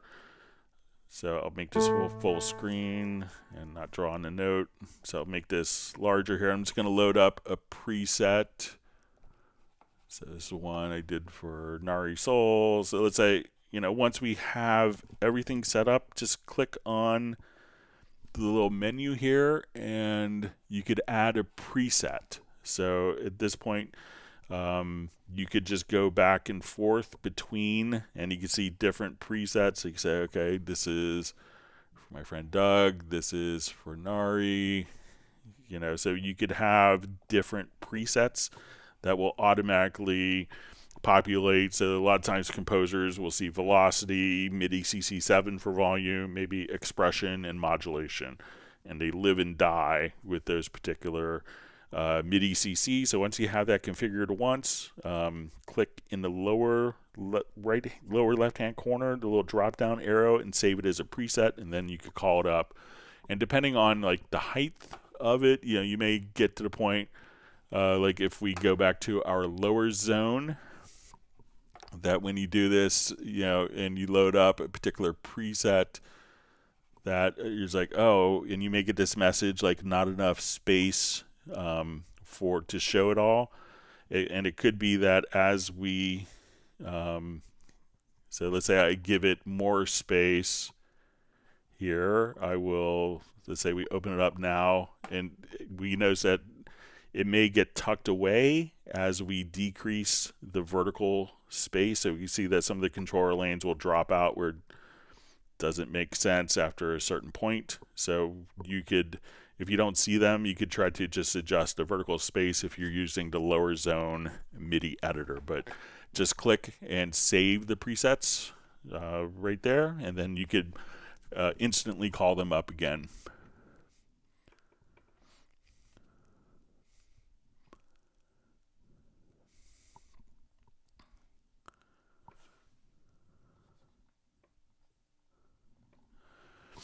All right, so we have Sangam, who just says, hello, sir, I'm from Nepal. Welcome to the live stream.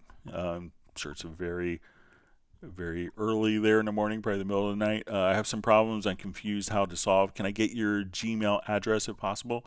So you could reach me at clubcubase@steinberg.de, but if you have particular questions, feel free just to ask within the live stream itself, and that's what we do. So I see Jazz Dude provided the email.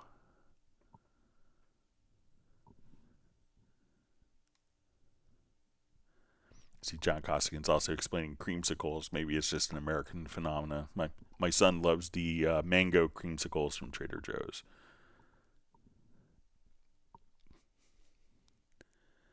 All right, wonderful as always to see Gareth on the live stream. Glad you can make it today.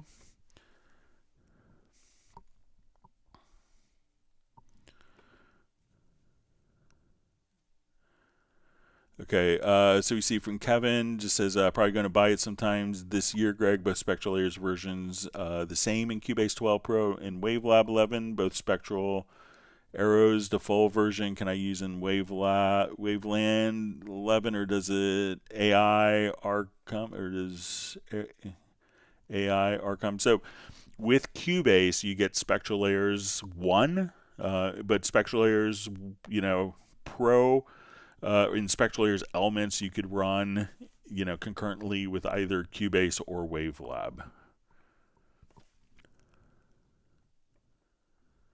See, Greg's had a revelation of the day on test tones. So, yeah, sometimes you get really interesting stuff for like audio analysis for I sold a bunch of licenses of Wavelab for a neurology study for doing an analysis of when they're measuring nerves, because it outputs it as a wave file from their measurement equipment, and they look at Wavelab for doing all sorts of different analysis for neurological disorders. So. All right, so we see a question. How do I set up Cubase to not copy audio files added to the session, but rather reference the audio files from a location on my computer? So that's just going to be a preference. So when we come to preferences, we go to editing to audio. We can see on import audio files, we'll see on this section, we'll say copy all files to the project folder.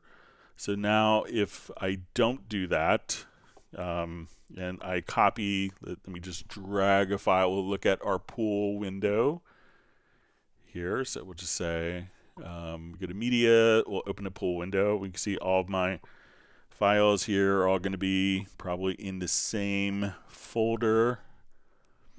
All right, so we see that these will all be kind of in the same folder. And as I wanted to import a new audio file, without that preference checked,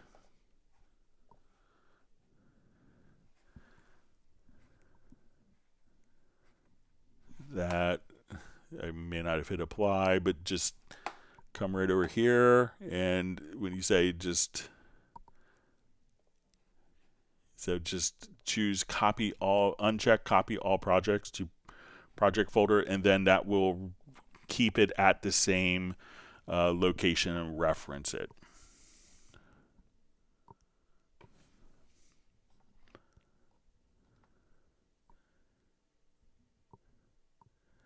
We see Michael Teams has granted Gareth and his daughter Lola one gallon of chocolate delight ice cream.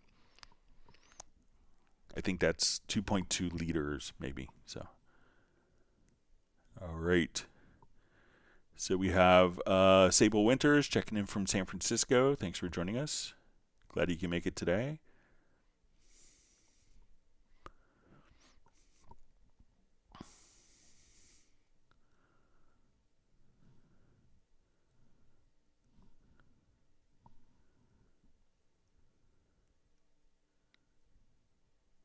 All right, we've learned an interesting fact, and this may be a future live stream trivia question. That John Costigan's father was a food chemist who worked with Nestle and Hershey, and invented stuff that we shouldn't really eat. So,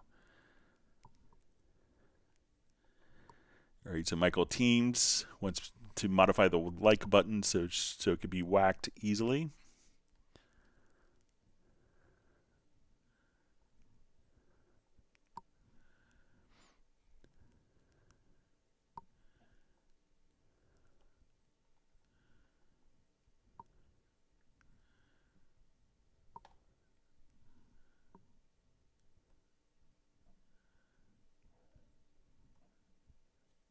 See, Peter just says, geez, and I thought my desktop was cluttered. So, yeah, it's a number of screenshots and saving folders that are named delete. So, it was a criticism of my second grade teacher as well, that I had a messy desk. So, I'll get it cleaned up for Tuesday's live stream.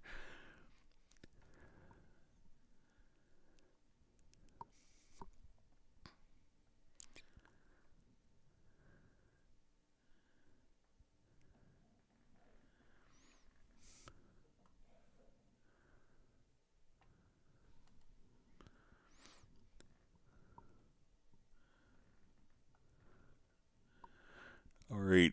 So we see from Roger question: is it possible to enlarge the horizontal display on a 4K screen? The locator triangles are extremely tiny to grab with the mouse, especially on vocal recording, while most jump around. All right. So is it these sliders here? So obviously, if you're kind of running a 4K screen, so I'll just kind of the horizontal bar display. So is it maybe these bars here? So I don't think, the one way to scale it, if you're doing a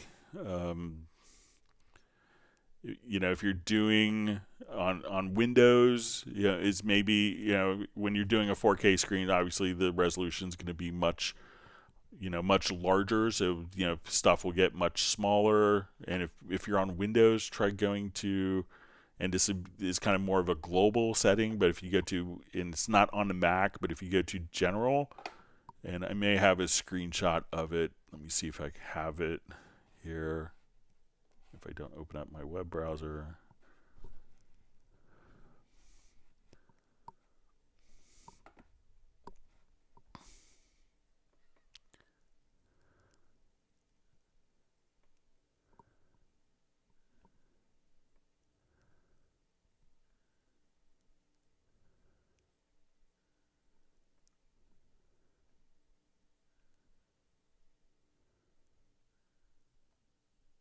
Yeah, so if we come here, try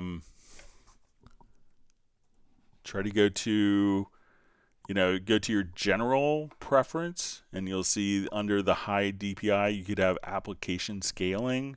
So see if that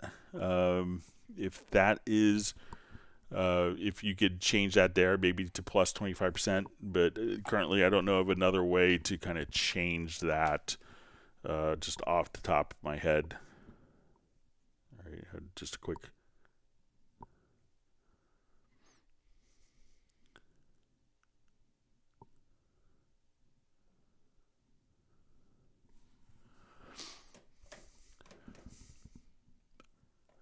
All right, hang on just one second. I have to respond quickly to.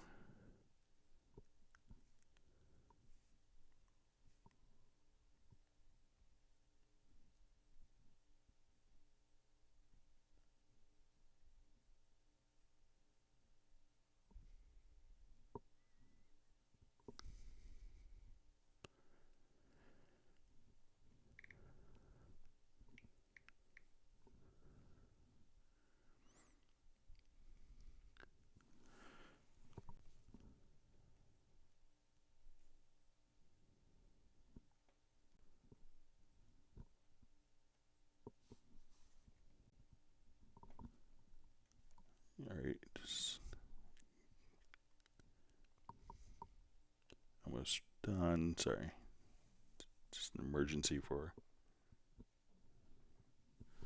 All right. All right, so let's jump back.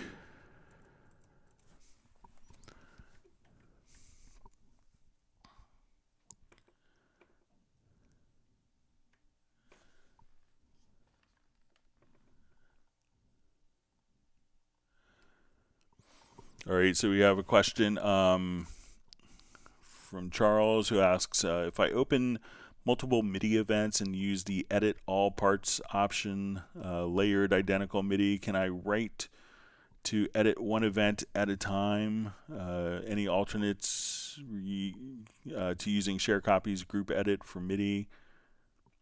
So I think it's, when we do that, let me just create a scenario.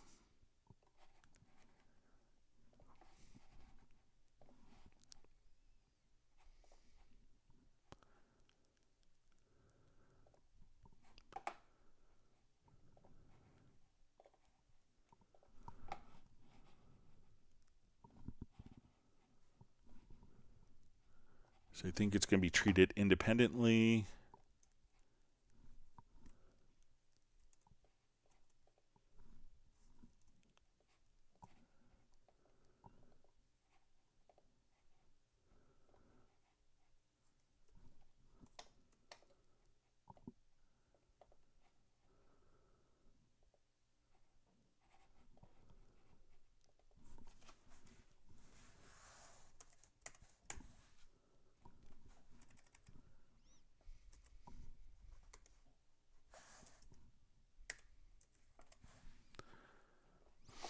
Okay, so I'll just relabel these.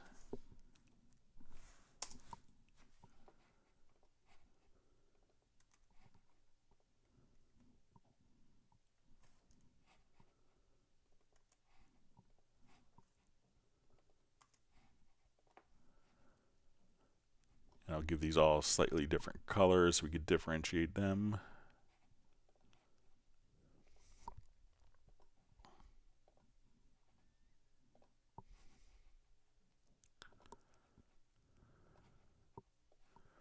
Okay, so I'm going to edit all of these parts together. All right.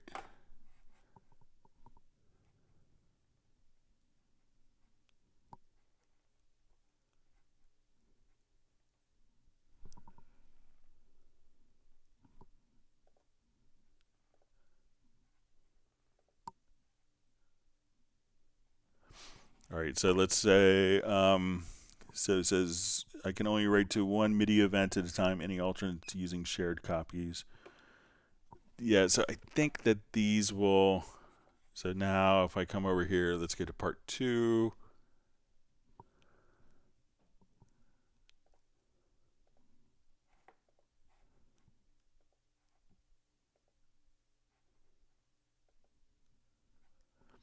So I think what this is kind of intended to do is, if not necessarily for writing the particular events, but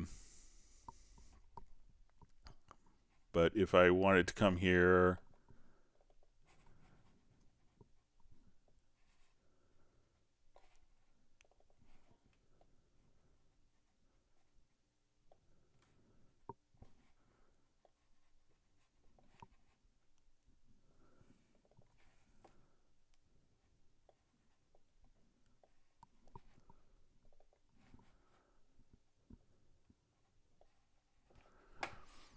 all right, so now if I have all these parts, so what we're able to do,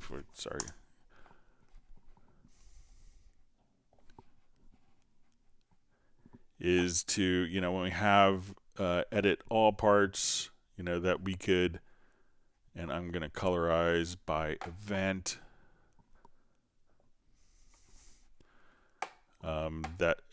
what we could do at this point is, go to a different event and activate that. So I click on that, it's part 1.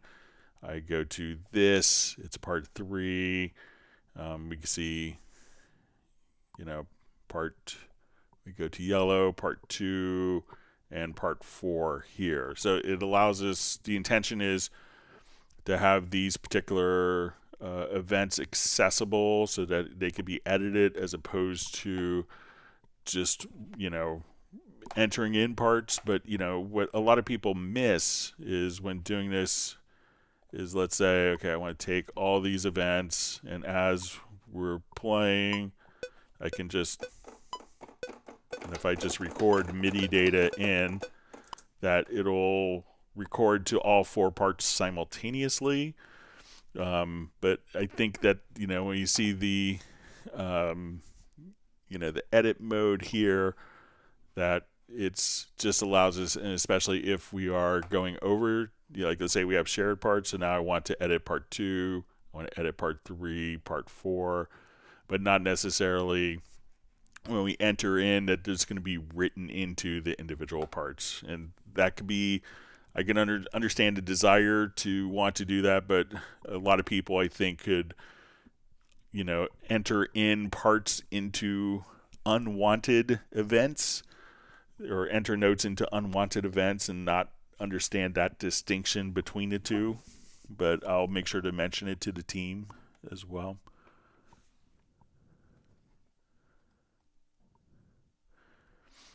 All right, so DigiBeats Music just says, respectfully keep the click track sound. All right.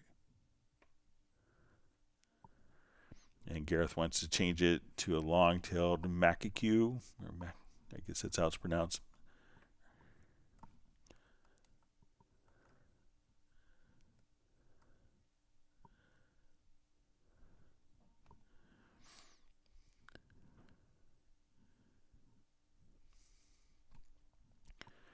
All right, wonderful to see Tony Hudspeth on.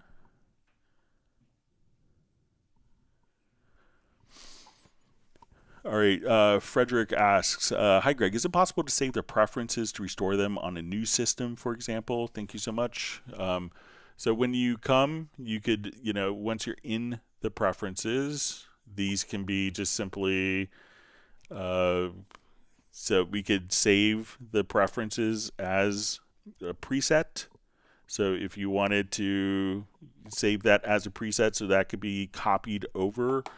And the preferences, an easy way of doing this is if you want to carry over a number of different settings, like user settings, would be to go to the edit, and we'll see our profile manager, and then you could export a profile. So like all of my settings, when I switched my computers last year from my i9 MacBook to my M1, I just exported the profile and then just simply imported the profile, and everything, all my key commands, all the preferences were immediately carried over.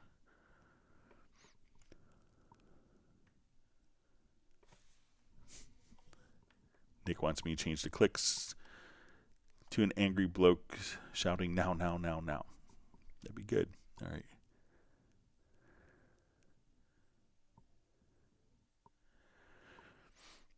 All right, so we have a question. Hi, can I splice manually in a sample track? Okay, so I'll just add sampler track here, or so I'll just switch to my chord track.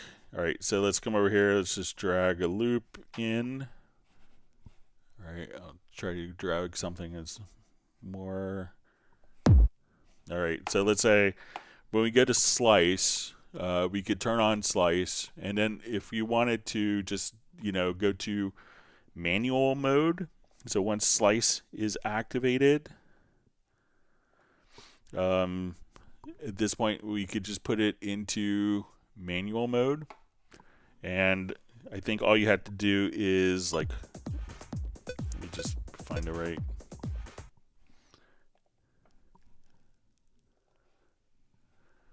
All right, so let's say we'll put it into.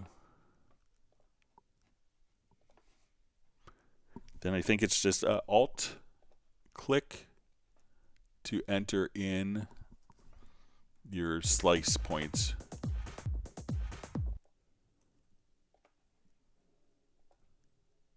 So you can just enter in the hit points manually just by holding down, by going into activating slice, switching the mode to manual, and then alt clicking wherever, alt or option clicking wherever you want. So let me know if that's helpful.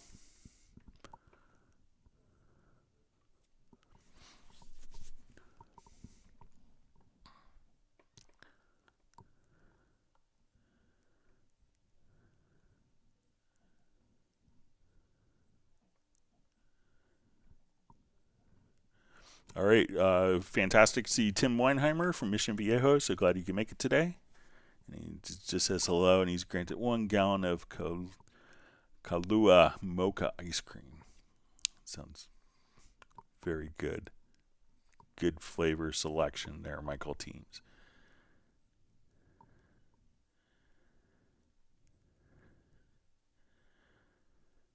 All right, we see Gareth has to scoot. He has to get up early. Thanks for stopping by, being on the live stream.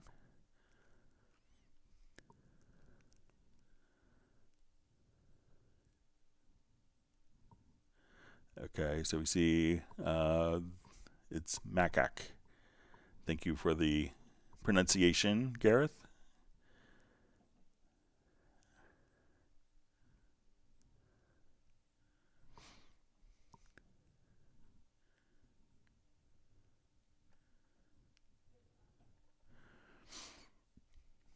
All right, so we see Charles just says he's going to be continue to work with the shared copies, so I think it's a good approach.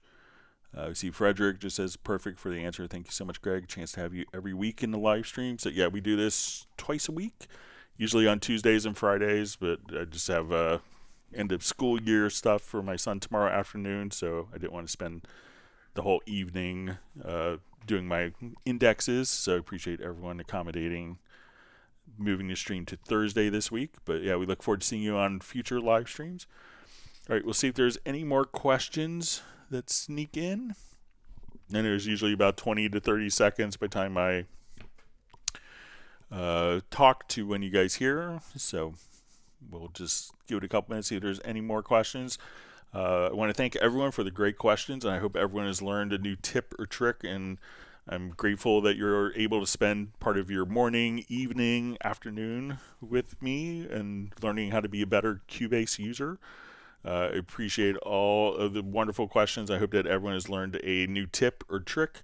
And if you've learned something new, make sure that you tell friends about the live stream who also do music production. Make sure that you hit the like button and subscribe to the channel so that you can be a better, smarter Cubase user.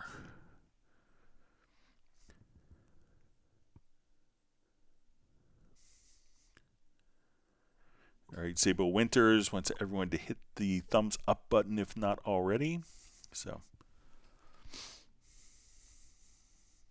And Sable's a really smart woman, so we should listen to her.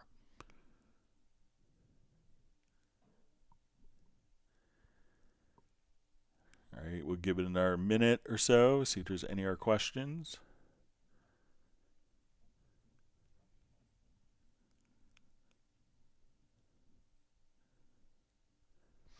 Also, for everyone that's going to be celebrating Father's Day this weekend, I want to wish everyone, I'm not sure if it's an international thing or if it's internationally on the same day, but, to all the dads out there, we want to give a special happy Father's Day greeting to all the dads in the audience. And I guess we are out of questions. So with that, we will go ahead and wrap up. Thank you so much. Have a wonderful day, and everyone please stay safe and healthy, and we'll see you back on Tuesday of next week. Take care.